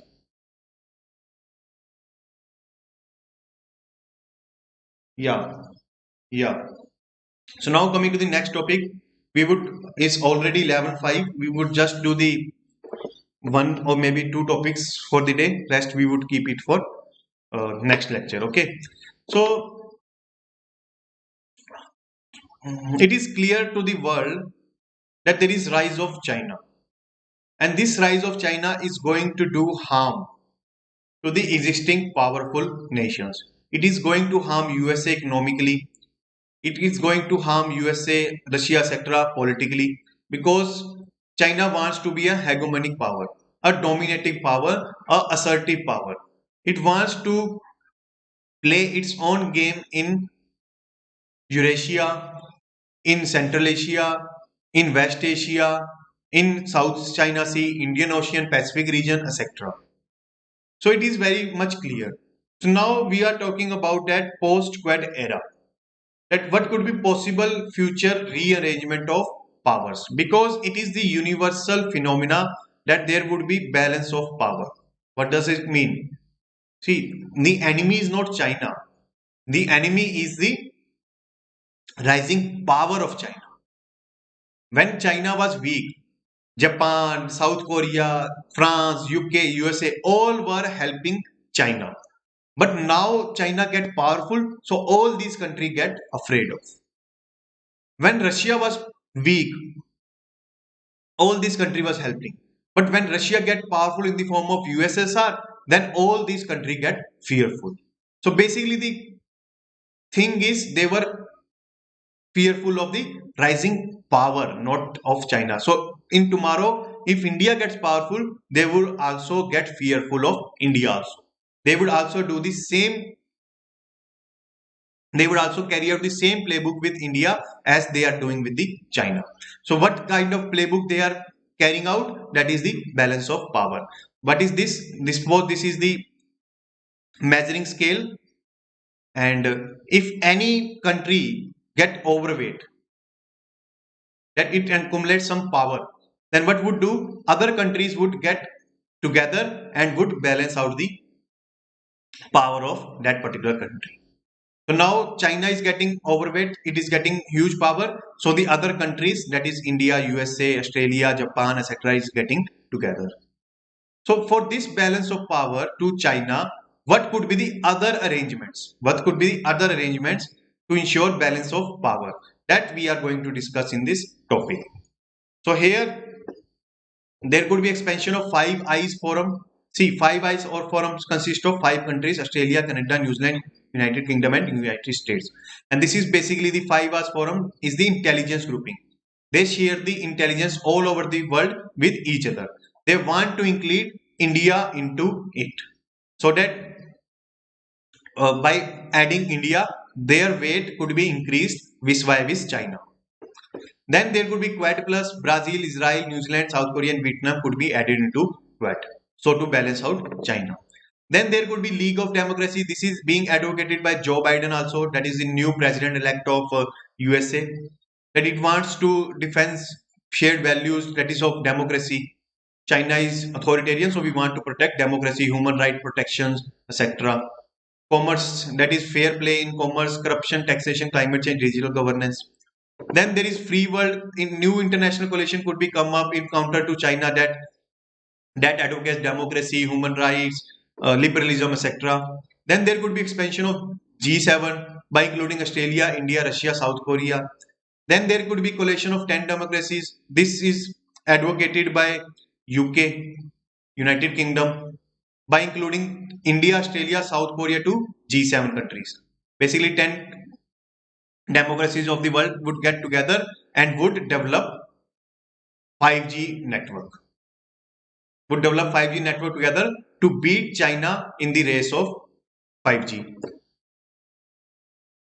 Then France and Canada also invited India to join the global partnership on artificial intelligence in collaboration of 15 countries. That is, these countries they include in this global partnership on artificial intelligence. And there may be a possibility that all the countries start moving away from free trade, that is the globalization, and start focusing on self-reliance, that is protectionism.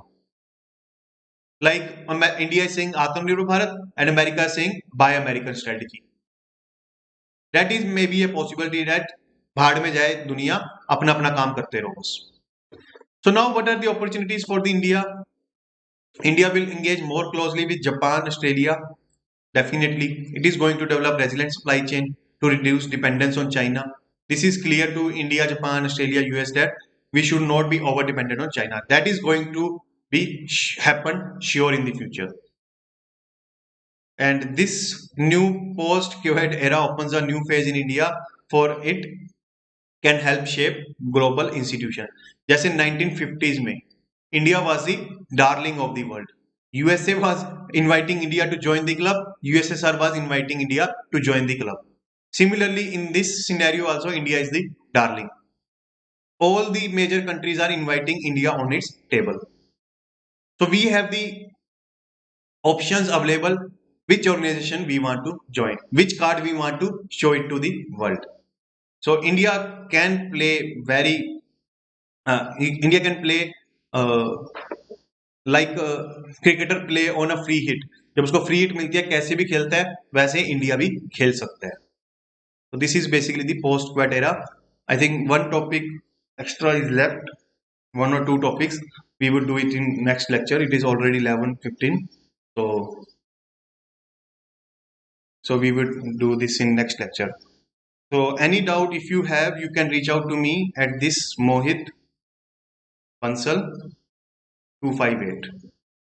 This is my Telegram ID and email ID is also same, mohitbansal258 at gmail.com. Okay. So there you can interact with me. Any doubt regarding preparation or any topic you have, you can ask me. And I would very feel blessed to answer your queries. Okay. So that's all for today and wish you very happy learning and all the best for your studies. Thank you. Thank you very much.